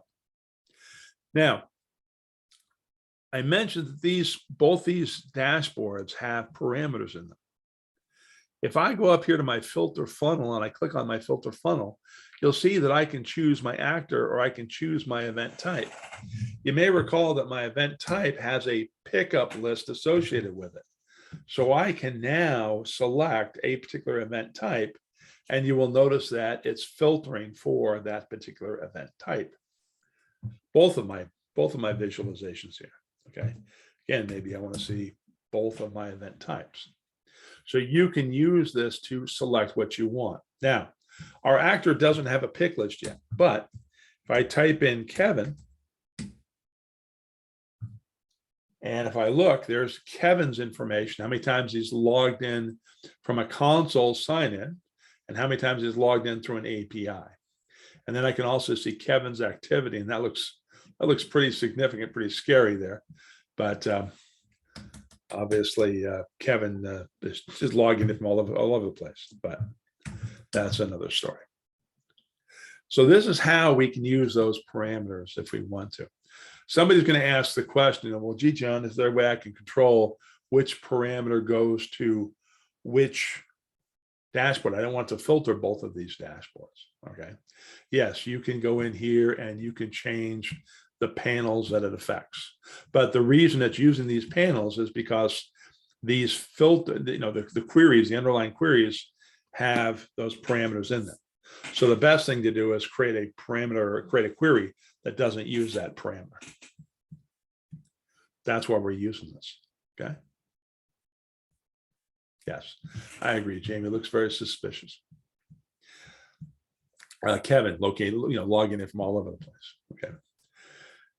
And folks, that takes care of lab number 2. So here in lab number 2, we go to quiz here. It says lookups use CrowdStrike data to provide latitude and longitude. Is it CrowdStrike data or is it NewStar data? Hopefully you realize it's NewStar data, and the answer is false. CrowdStrike, we're going to find, is going to give us malicious activity. We'll see that in the last lab. Question number 2. So answer number 1 is false. Number 2, I can display a map without aggregating data. What do you think? Is that true or false? People say false. That's absolutely correct. False. You have to aggregate the data, being able to get a count, and therefore you can display the data. Without count, you can't display the map data. 3, I can use add panel to add an existing dashboard. This is one of those questions I don't like, because here there is something here called add panel. And in the legacy dashboards, the only thing this add panel will do is it will either give you a title panel or a text and title panel. It won't give you a query panel, where you can display stuff. In the new dashboards, it does. Now, the reason we're not using the new dashboards, as I mentioned before, is right now we haven't got that synced up with the parameters. Once we get it synced up with parameters, we'll be using new dashboards.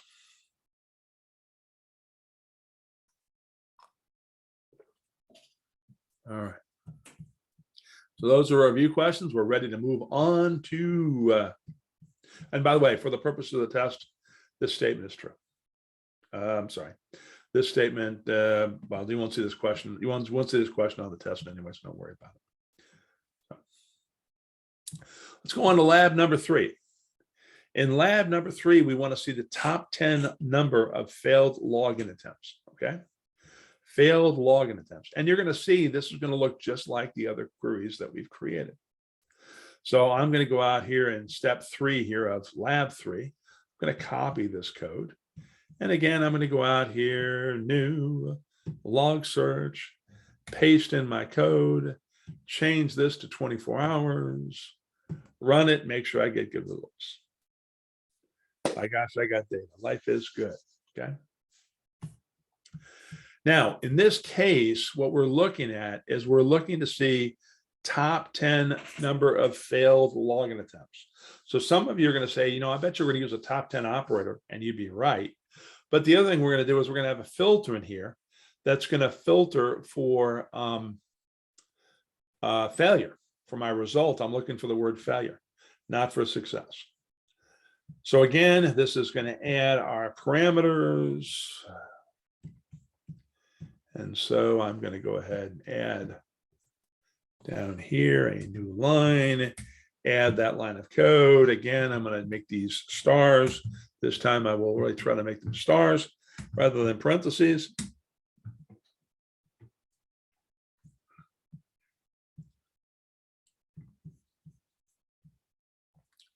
And so here, again, I'm going to make sure I don't have any empty actors or empty event types.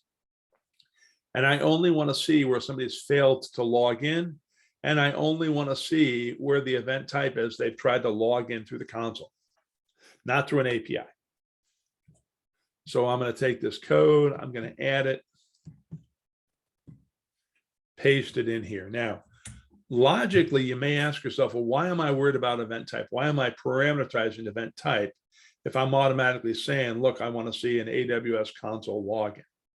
You're right. We don't need that. We could comment it out. In fact, I'll comment it out just for simplicity's sake, since we're already specifying the event type is going to be one as opposed to one or the other. So now I'm getting the data here of who failed to log in via console login and all that good stuff. And then what I'm doing is I'm breaking this up using the time slice operator. I assume most of you have used the time slice operator before, but the time slice allows us to break things up into buckets. So remember, we're looking at a 24-hour period. So if I say time slice 1H, it means it's going to put things in 1 hour buckets. And therefore, I'm going to have 24 of them in a 24-hour period. Then I'm going to count by my time slices, my actors, my event types, my event names, my results. And then I'm going to filter for my top 10 actors. So I'm going to take this code and I'm going to add it here. The one thing I might do just for fun is I'm going to comment out for right now the last line. So when I do my count by time slice, actor, event type, and all that stuff, you'll see here that I've got lots and lots of values, at least 25 on this page and 25 on another page and so forth and so on. But I want to filter them for my top 10. My top 10 actor. I only want to see 10 actors. And so this is going to restrict how many actors I see. So here I can see my users who are having a problem logging in over a period of 24 hours.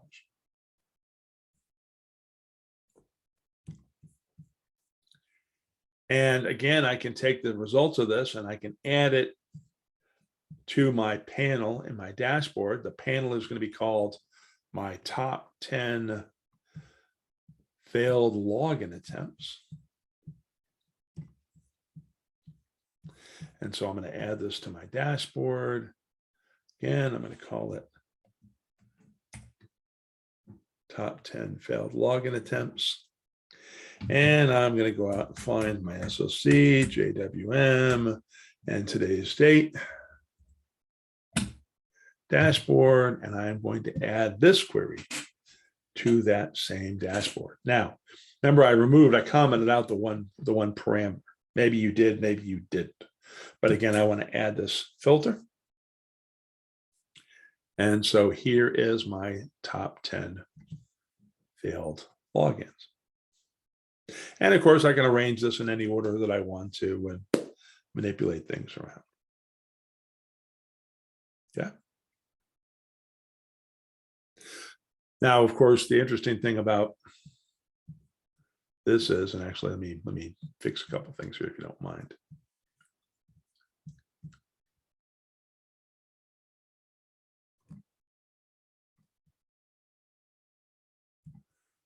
Make it a little longer so I get rid of the scroll bar. But I also want to see these counts. If you notice, these counts are not particularly high, which means that users aren't necessarily having a big problem here logging in. Okay. And so, if I saw somebody having, a high count of login, that could be a user who needs some help with logging in, or that could be somebody's trying to hack in on that user's account. So something to consider.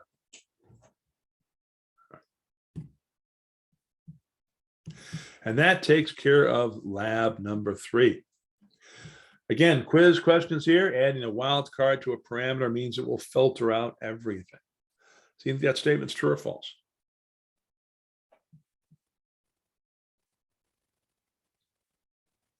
It won't filter out anything. So a statement is false, right?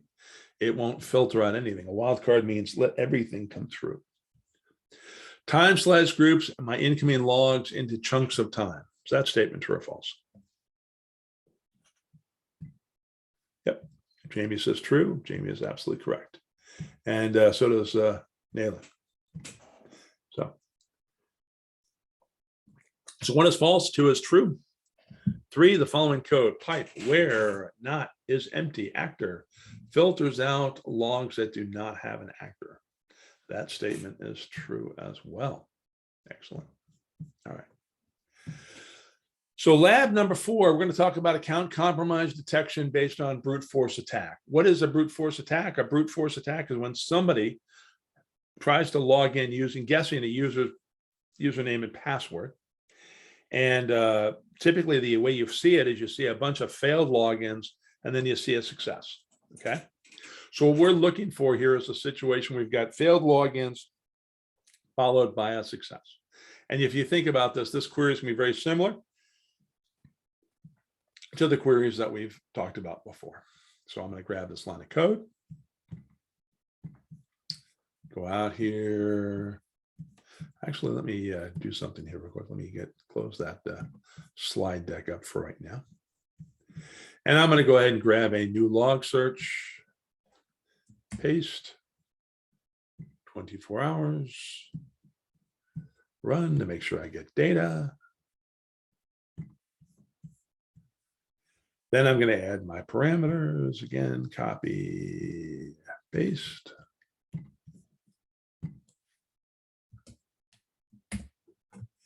And I'm going to put a star in here. And I'm going to put a star in here. Make sure it runs. And then I'm going to aggregate my data over time. Now, what's going on here is I'm creating a time slice operator to break it up in 1 hour buckets, right? And then I'm going to create a field here called success count. And I'm going to say if the result is equal to success, I'm going to put a 1 in there. Otherwise, I'm going to put a 0 in there. I'm going to create a field called failure count. And if the result is failure, I'm going to put a 1 in there. Otherwise I'll put a 0 in there. So let me take these 3 lines of code and add this to our mix so you can see what's happening.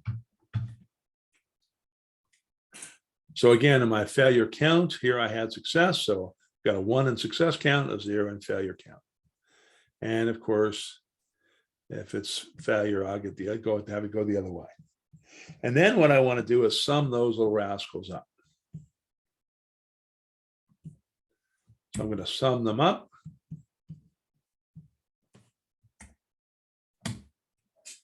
So that's going to create my aggregates tab, right? Anytime you use a count, a sum, a min or max, you get an aggregates tab. So now I can see that this particular user, Ankit, had 46 successes and 1 failure. Again, 58 successes and 1 failure, and so forth and so on. Okay. What I'm really looking for is a high number of failures and then a success. Okay. Now, what I probably want to do and what I should do here is if they've got no failures, I don't care. That's definitely not a brute force attack. So I am going to filter out where my failure is greater than 0. So I remove anybody that's got failure of 0. And then I'm going to do a little math. I'm going to take my failure divided by my success times 100 to calculate my percentage. And I'm going to call that failure percent. And the higher the failure percent, the higher that logically I have a brute force attack. So as I go looking through this information here, I see I've got, 4%, 3%, 1%, not particularly high numbers here that indicate that I've got a high failure, high probability of brute force attack. This was, like I said, closer to 30, 40, 50, then maybe it's something I want to look into, particularly when I've got a great number of successes. Everybody makes a mistake typically when they try to log in once in a while, but again, if in a 24-hour period, remember that's what we're specifying here, somebody failed to log in, say 20 times, and then they succeeded, that might be an indication of a brute force attack. And so what I'm going to do is I'm going to go ahead and add this to my dashboard, call it possible brute force attempts.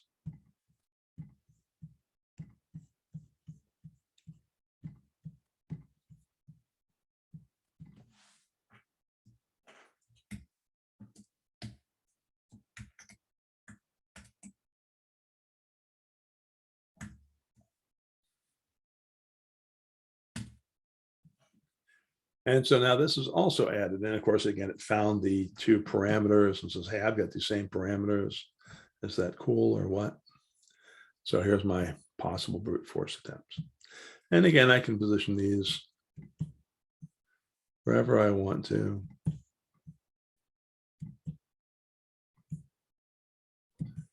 And line these things up or whatever. Okay. We'll line this up, make it look pretty in a little bit. And that brings us to another quiz question here. So question number 1, The underscore raw refers to the raw data in the incoming logs for this example. I didn't mention it, but that statement is true. It's exactly true. Statement number 2.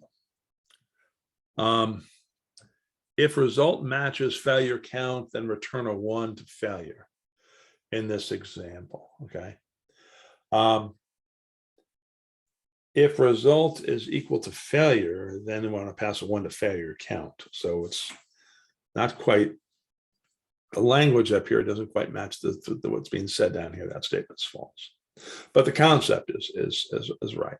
So, and then question number 3, when you use a time slice 1H, you are grouping incoming logs into 1-hour groups for the purposes of analyzing data over time. That's exactly what you use time slice for, analyzing data over time. So that statement is true. Nice work, folks. Nice work. Now, lab 5, I am going to warn you, lab 5 is a son of a gun as far as a query goes, okay? In fact, you're going to find a couple of questions on lab 5. One of my favorite questions is, put the following things that you're doing in the right order, okay? And they want you to take all of these steps and put them in the right order. My advice to you is come back to this lab, look this lab up, and drag and drop the boxes in the right order, okay? This lab has a lot to it. We're doing a lot of things, lots of code, lots of chunky stuff. So to make things a little simpler and more digestible, I'm going to go to step 11, and I am going to grab all of this lovely code here from step 11, and I am going to copy it in, and I'll explain the code as I go. Okay. So just bear with me here. New log search, paste all this lovely code in. Boom, lots and lots of code here, lots and lots of stuff. And I'm going to make this for 24 hours. Okay. All right, so what is this code doing? In fact, let me magnify it up a little bit, make it easier for you and I to see, more for me than for you, but these over 60-year-old eyes. Anyway, so here I'm grabbing my data from my source category, right? My CloudTrail data. I'm grabbing the actor information. They're going to call it user here. I don't know why we call it user in one and actor in another, but that's okay. We're showing you that you can. So I'm going to grab the user. I'm going to grab their IP address. 2 things that I want. Now, what I'm doing here is I'm, again, adding my parameter. I'm saying where user matches this actor parameter. The other thing I'm doing is I'm filtering out and saying, look, I only want to see public IP addresses, right? So some of the IP addresses we get are public. Some of them might be private. You don't want the private ones. We don't care about those. Ultimately, what our goal here is, by the way, in this lab, is we want to see where a user logs in from. Then we want to go to the previous login and the previous IP, and we want to calculate the distance between those IPs and the distance in time. So that's basically what this process is all about. It's called land speed violations. Okay.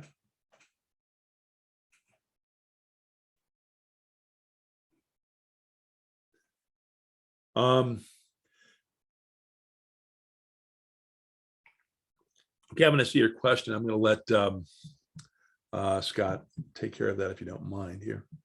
So basically I'm filtering out and I'm only looking at where I've got public IP addresses. Then I want to go min is going to take me back to my first login. I want to see the first login based on my user, based on my IP. Then I'm going to go through and I'm going to sort by my user. And I want to sort by plus login time means I want to sort login time in ascending order. That's what the plus sign means. It's another way of saying ascending. Now, what I'm doing here is I'm going to take their IP address and I'm going to run this function on it called IPv4 to number. And it's going to convert it to a decimal number. Okay. Then I'm going to go back based on the user to the previous time they logged in and the previous IP address they logged in. So I want to look back to the previous IP address they logged in and previous login time they logged in. And again, I'm checking to see if there's null value. When I go back, I'm done with this user. This right here is nothing more. It's going to convert a decimal back to an IP address. So we are going to take a value, we're going to raise it to the power of 256. And since this is the first octet, divided by 3. And then we're going to calculate, again, we're basically converting this thing back to another octet, basically stringing my octets together. So let me take this information right here that I've got. And what I'm going to do is I want to comment out the rest of this for right now. And let's talk about what we're seeing. Now, if you want to comment out a bunch of lines of code, obviously you can type in // and continue that to the next line. But if you want to comment out a bunch of lines of code, if you're on a Windows keyboard, if you hold down the Alt key, if you're on the Mac keyboard, hold down the Option key, and your cursor will change to a plus sign.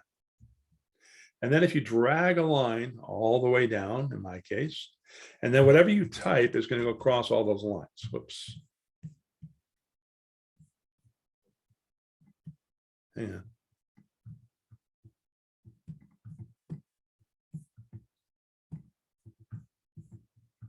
There we go.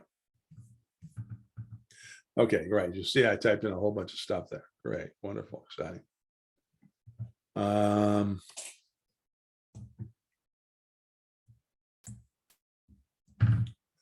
try to do this again. This time with feeling. There we go. Let me get rid of those characters. Might take a second for my keyboard here to catch up. So it's like we must have a lot of people on the system right now. Now, the point is normally I would type in here 2 forward slashes, or if you want 2 forward slashes and a space. I'm a space guy. So I like it, makes it a little more readable. And so now if I run this query by hitting the enter key or clicking the start button up here, now it should run this code. And let me shrink this back down.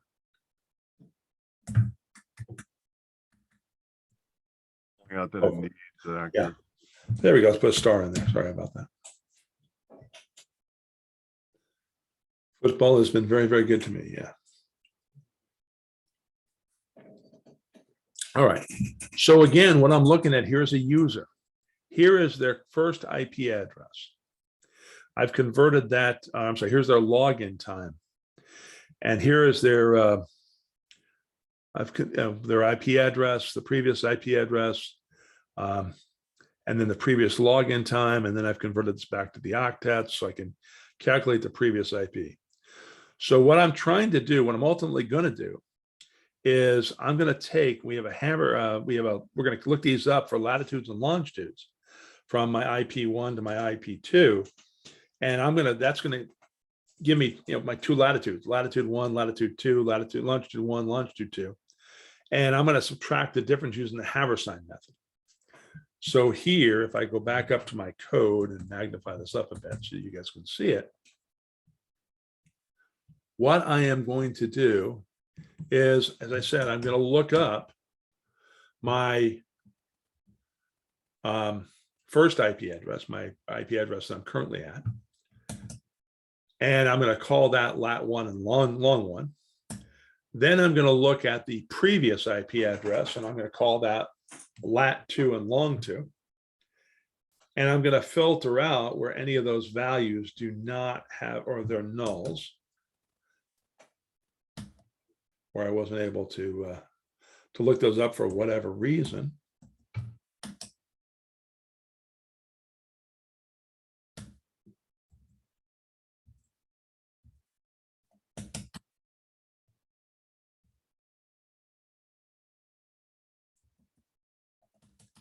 So again, clean that up. And then I'm going to use the Haversine formula, Haversine method function. Now the Haversine function takes the difference between 2 latitudes and 2 longitudes, and it calculates distance in kilometers per second.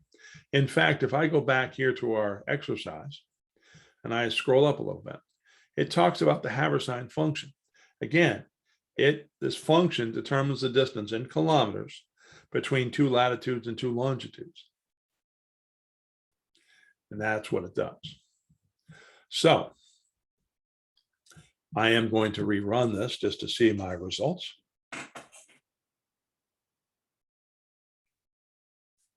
And let me shrink this down a little bit, make it a little easier for you to see.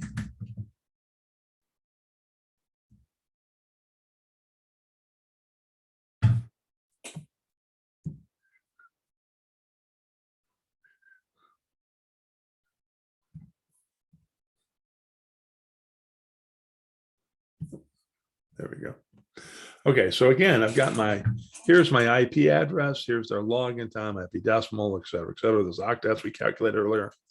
My previous IP. Now I've looked at, for my first IP, where are they located? And where is the latitude and longitude of that? Then I'm looking at the second country they logged in from, where latitude 2 and longitude 2 are from. And then I've got the distance of kilometers per second. Now, if I compare that with the time between the time they logged in, then I've got some sort of a velocity. And so here, what I'm going to do is I am going to look at their login time minus their previous login time, divided by 3,600,000.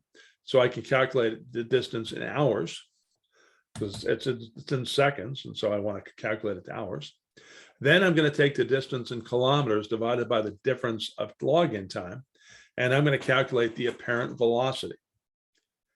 And I want to filter out where the apparent velocity is greater than 0. So if I log in from my house in Bedford, New Hampshire, and I log in 3 hours later from my house in Bedford, New Hampshire, the apparent velocity is going to be 0. That's going to filter me out. I don't care about that. That's never going to be a land speed violation. Then I am going to arbitrarily come up with a value, a speed, and I'm going to say it's 500 kilometers per hour. If you're going greater than 500 kilometers per hour, that is a suspicious speed. And I am going to look at this velocity that we calculated, and I only want to see the velocity that's greater than the suspicious speed, greater than 500. So now when I run this,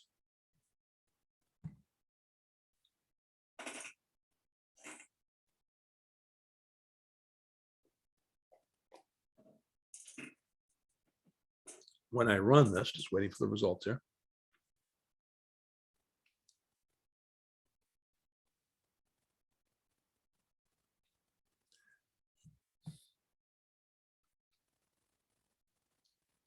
Again, we're doing a lot of crunching here, a lot of math, a lot of things. Okay.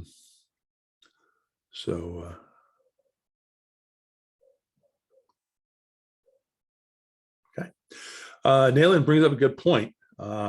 Says we first check, do we do business in those 2 locations? And if we don't, we raise a red flag. Absolutely good idea. That's great.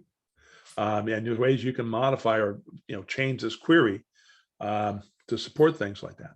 But basically what I've added down here is, again, I have their latitude and longitude and all that stuff. I have their distance in kilometers. Now I've got their login, the change of login time. Now I can calculate their velocity. Here's my suspicious speed. And what I want to do is make sure I'm only seeing those where my apparent velocity is greater than my suspicious speed. And then what I'm going to do is I'm going to concatenate some information. So I'm going to concatenate the IP address and the previous IP and put separated by commas. I'm also going to look at the country names. If the country name, country 1 and country 2, or the country you're coming from, the country you're going to, is the same country, I'm going to display it once. Else, I'm going to display the 2 countries separated by commas. And then I'm going to use the fields command to get rid of a lot of this stuff down here, okay? I only really want to see the IP addresses. I want to see the IP addresses. I want to see the countries, the distance in kilometers, the difference in login time, and then the apparent velocity. So now when I run this query, and again, in the fields command, you can remove various fields and stuff, or to specify what fields you want to display.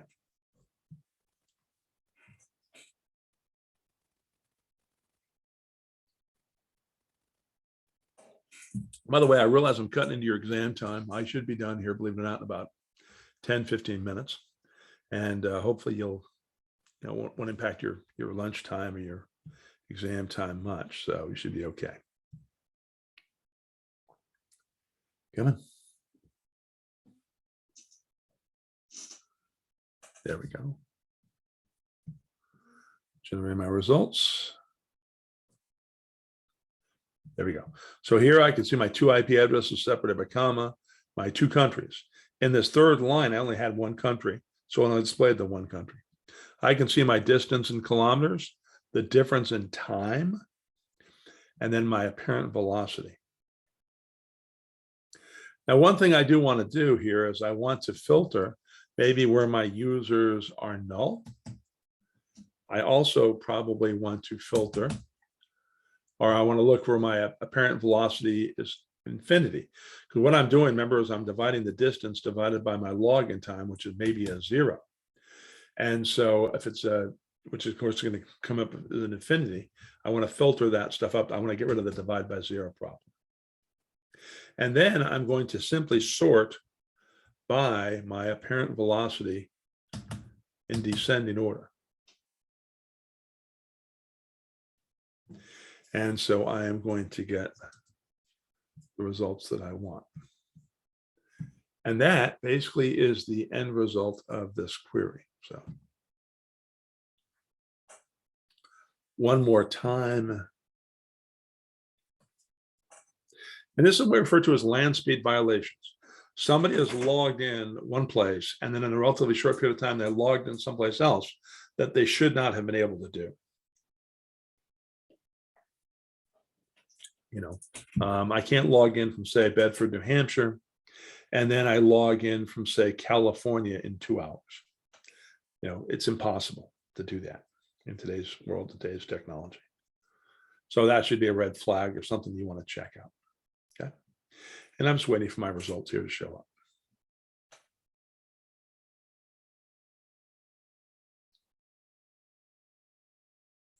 There we go. So here I can see my users, their IP address, the countries. Now, is it possible that they may have logged in through some VPN or something that took them there? That's possible. So there may be a business case for this. But again, now I've got potential land speed violations. And as I'm sure you're all going to realize, we are going to add this to our dashboard. So we're going to call this land speed violations.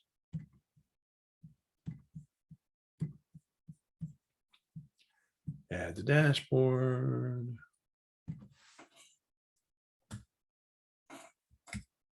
And add it to my dashboard.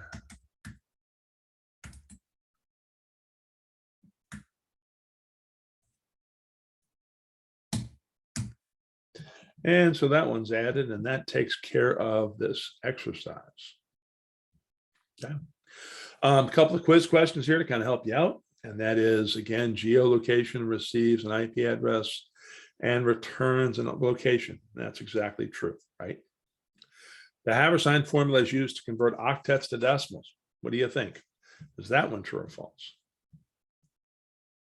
And hopefully you realize that the Habersign formula is not used. It's used to calculate distances between 2 latitudes and longitudes. So that one's false. And then land speed violations allow you to detect suspicious user activity. That statement is true. Okay. All right. Good news. There's lab 6, 7, and 8. We'll get through this very, very quickly. And like I said, I should have you done in about 10 minutes or so. Lab 6, you know, we mentioned about the issue of pick lists, right? So back here in my dashboard, right, we want to be able to go up here to filter, and we created this event type, which gave us this lovely pick list, right? There we go. There's our pick list. We can use that, but we didn't do it for actor. So how does that happen? Well, what you're going to do here, and that's what this lab is starting to talk about here, lab 6, is you can create a lookup table. I can create a lookup table. And what we're going to simply do is we're going to write a query that is going to look up all of my users over a 24-hour period. So I'm going to take this code, and I'll explain this code in just a minute. I'm going to create a new query. And I'm going to specify my time frame of 24 hours. Again, I'm looking at my CloudTrail data.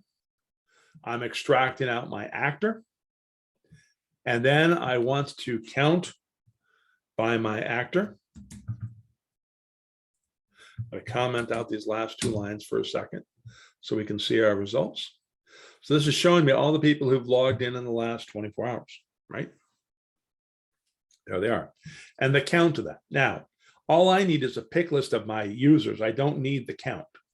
So I'm going to use the field command, and in the field command, I'm going to tell it to remove the count. -_count means remove the count. Now all I have is a listing of who my users are. And then what I want to do is I want to save that. So I'm going to save that to my shared Sumo Logic folder, my library folder, only where it says here your initials and this bracket. You need to modify this so that you have your initials. And I'm also going to put in here today's date, because I've got this in a lot of different places. So 10/10/26. Okay. And the point is, you need to remember this name. So when I go to run this, I'm going to get a message pop up that says, wait a second, you're not running a query to show, you're writing a query to file and save. Is that what you really want to do? And so, yes, it is. I want to save this query. So I can click run. And now I can then see the results here, but more importantly, it saved it in my environment. Now I can take this, I can take this portion right there. Actually, I'll tell you what, I can go back to one of my earlier queries for my actor. I can go into its properties. And just like before, I can say, look, I want to set the values for the parameter. This is going to be a lookup. And on my lookup file, again, I'm going to use shared/JWM. And today is the 26th. As you can see, I've done this a few times.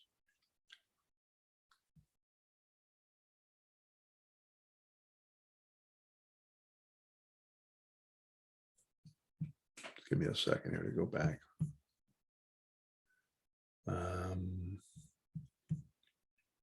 I'll tell you, let's use one. I don't care. They're all the same results. And then here I want to grab the field that says actor. And so now when I save it, now when I remove the star, I now get my pick lists of actors. And I can pick, I want to filter it based on Gosha, or I want to filter it based on Kevin, or I want to filter it based on whomever. Okay. And as you can see, we have these users logging in from all over the place, which is not a happy thought. Okay. All right. Yes, you can use this with any query and you can save it. And if you wanted to schedule that query, so if I go back to this query, as most of you know, if you've been in our Search Mastering Fundamentals classes, you can take a query that you want to run regularly, and here under the More Action button, you can do a save as, and you can schedule this to run every 24 hours. So it's constantly keeping itself up to date. Okay. So you can schedule this to run however often you want. And, you know, decide basically what you want to do. We want to save this as a lookup, right? And we specify the lookup that we want to call it. So that is lab number 6. I think it's 6. Okay. And lab number 7. Okay. Our goal in building this class was that if you have a CloudTrail, using CloudTrail data, you should be able to export this environment, this dashboard out of our environment and import it into your company's environment. Okay. So lab 7 was designed to show you how to do that. And the way that you're going to do that is you can take our dashboard, any of our dashboards in here. And if you go to where it's saved, so here in my environment, if I go in here to, just give me a second here to get rid of this. SOC underscore JWM underscore 1026. I want to make sure I get the one dashboard here. There's the more action button over here that you can click on, and you'll find that you can export this. And it's going to basically export it. I'm going to download it as JSON. So all of our queries, all of our dashboards and stuff are in JSON. Then you can open this up in your text editor. So I'm going to open it up in a specific text editor. Actually, let me show it in Finder first, my Windows Explorer, if you will. And then I want to open it up in I'll open it up in Visual Studio Code, okay? And the point of this is this. You want to find in all these queries and all these panels, there is our source category. And our source category for CloudTrail data, we call it lab/AWS/CloudTrail. But I'll bet you called it something different. And so one of the things you're going to have to do is you're going to have to do a global search and replace on this source category name and replace it with your source category name. So you're going to replace this. Then, if you want to, you can take this information, and I'm going to do a Command A or Control A and a Command C to copy all this after I've changed this.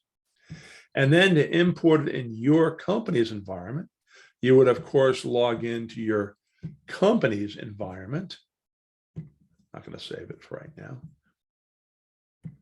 And in your company's environment, if you go into your folder here, and in your folder, hang on a second. Your folder, there's an option to import. And so you could give this thing a name. And you could paste the code that I just copied earlier. And it would then import that dashboard in there. And that's what we're trying to show you with Lab 7. Now, one little caveat here to Lab 7. And that is we also need to recreate those lookup tables. So if you look here in this part right here, here's where we're giving you the lookup tables that you could also then copy and paste this query and run these, and that will give you your lookup tables. So we wanted to give you a dashboard that you can work with. Now, if you're not running CloudTrail, you're going to have a hard time doing that. Okay. A couple of quiz questions here. Export outputs JSON format. Yes, it does. True. Before importing, I must change the pointers to my data using a visual text editor. Yeah, using any text editor you want, but yes, that statement is true. After importing, I cannot share this dashboard with others. Hopefully you know that is false. You can share any dashboard that you create. Again, if you're not familiar with it, there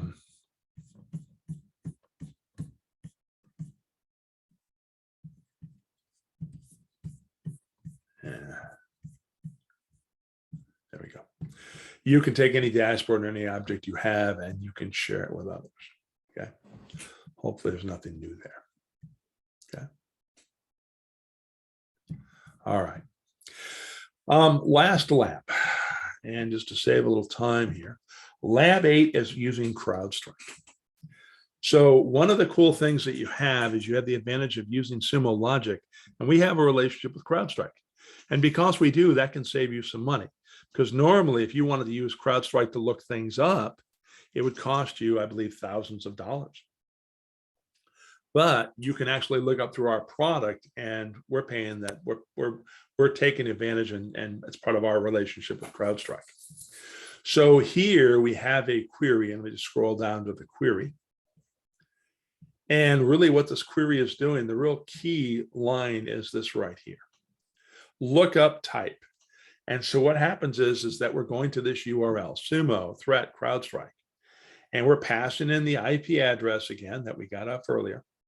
And we're asking it to give us the type, the actor, the raw message, raw information, and then the threat level, which we're going to call malicious confidence. So what this query is doing is it's going to do a CrowdStrike lookup on information. Now, what kind of stuff can you get from a CrowdStrike lookup? Well, if I look for, let's just go to help documentation. And if I do a CrowdStrike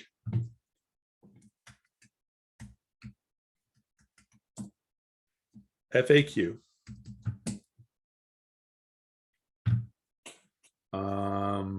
there we go. Threat intel, frequently asked questions. So here you can see the information that you can get from CrowdStrike. You could pass in an IP address. You could pass in a domain, a URL, an email address, and it could look all that information up for you. Now, what kind of information is it going to tell you? Well, who are the actors? All right, are they nation state actors or are they non-nation state actors? And then again, what sort of information does it hold about these particular IP addresses? So this can be very handy as far as helping you understand the threats that might be trying to poke around your network. Okay. Yep. So this is all CrowdStrike. And that, folks, is lab 8 that you're welcome to copy and paste if you want and play with. But that pretty much should take care of the class. Now, what questions have you regarding this course before I take you and show you how to set up and do the exam?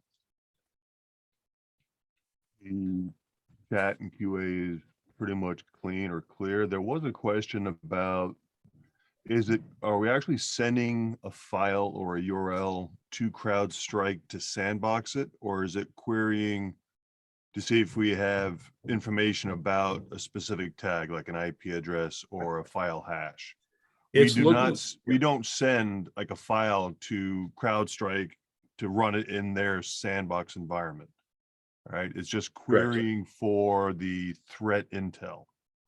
Correct. So we're looking either up by an IP address, by a URL, by an email address, by whatever. We're simply looking at that and it tells us about what it knows about that. And it may not know anything about that because it may not be a threat. So, but that's important though. So if I send a file hash or the 256 fingerprint for a file or a URL, and it's brand new, it's a 0-day, 0-hour attack, I do not think CrowdStrike is going to take that in from, well, they're not going to do a full scan or a sandbox. So it's querying what it's seen in the past. We're not sandboxing it and executing the CrowdStrike intel, right? Right. So this assumes that CrowdStrike knows about these things. Correct. So they obviously, the brand spanking new CrowdStrike probably won't have identified there's a threat yet. Yep. But if they've been around for a while, CrowdStrike knows and will share that information with us. Exactly. And subsequently with you. And that's a handy resource. Oh, it's huge. Yeah. Okay.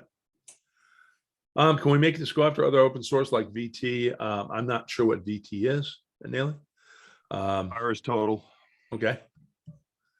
So I don't believe we have a relationship with VT. So, but it, I know it works with CrowdStrike. I don't know about other tools. And I don't believe it does yet. So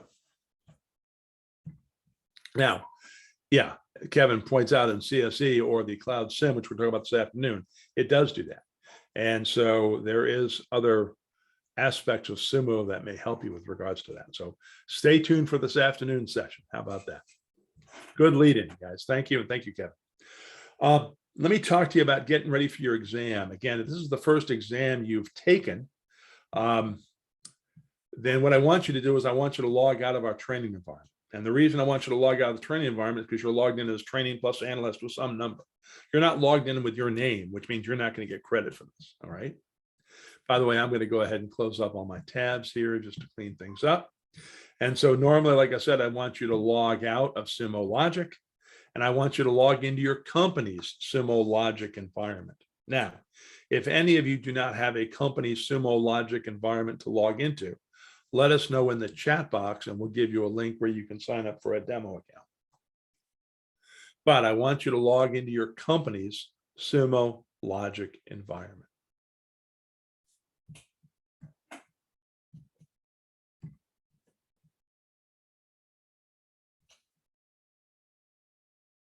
Okay. All right. So hopefully you've logged into your company's Sumo Logic environment. And if this is not your first test, then you've obviously already done something to fix something. So I'll tell you what, let me do a preemptive here. For any of you, this is the first time you've logged into your company's environment and taken your first test. What I suggest you do is open up this navigation panel. Open up the navigation panel, go into help, click on community. If when you click on community, a pop-up panel appears, it doesn't appear on my machine because I did this and fixed this about 2 years ago. But if a pop-up panel appears and says something about verify email, click on that button that says verify email. Then within a minute, you'll have an email from Sumo Logic. In the body of that email is a button also that you'll click on, and then this problem will then go away.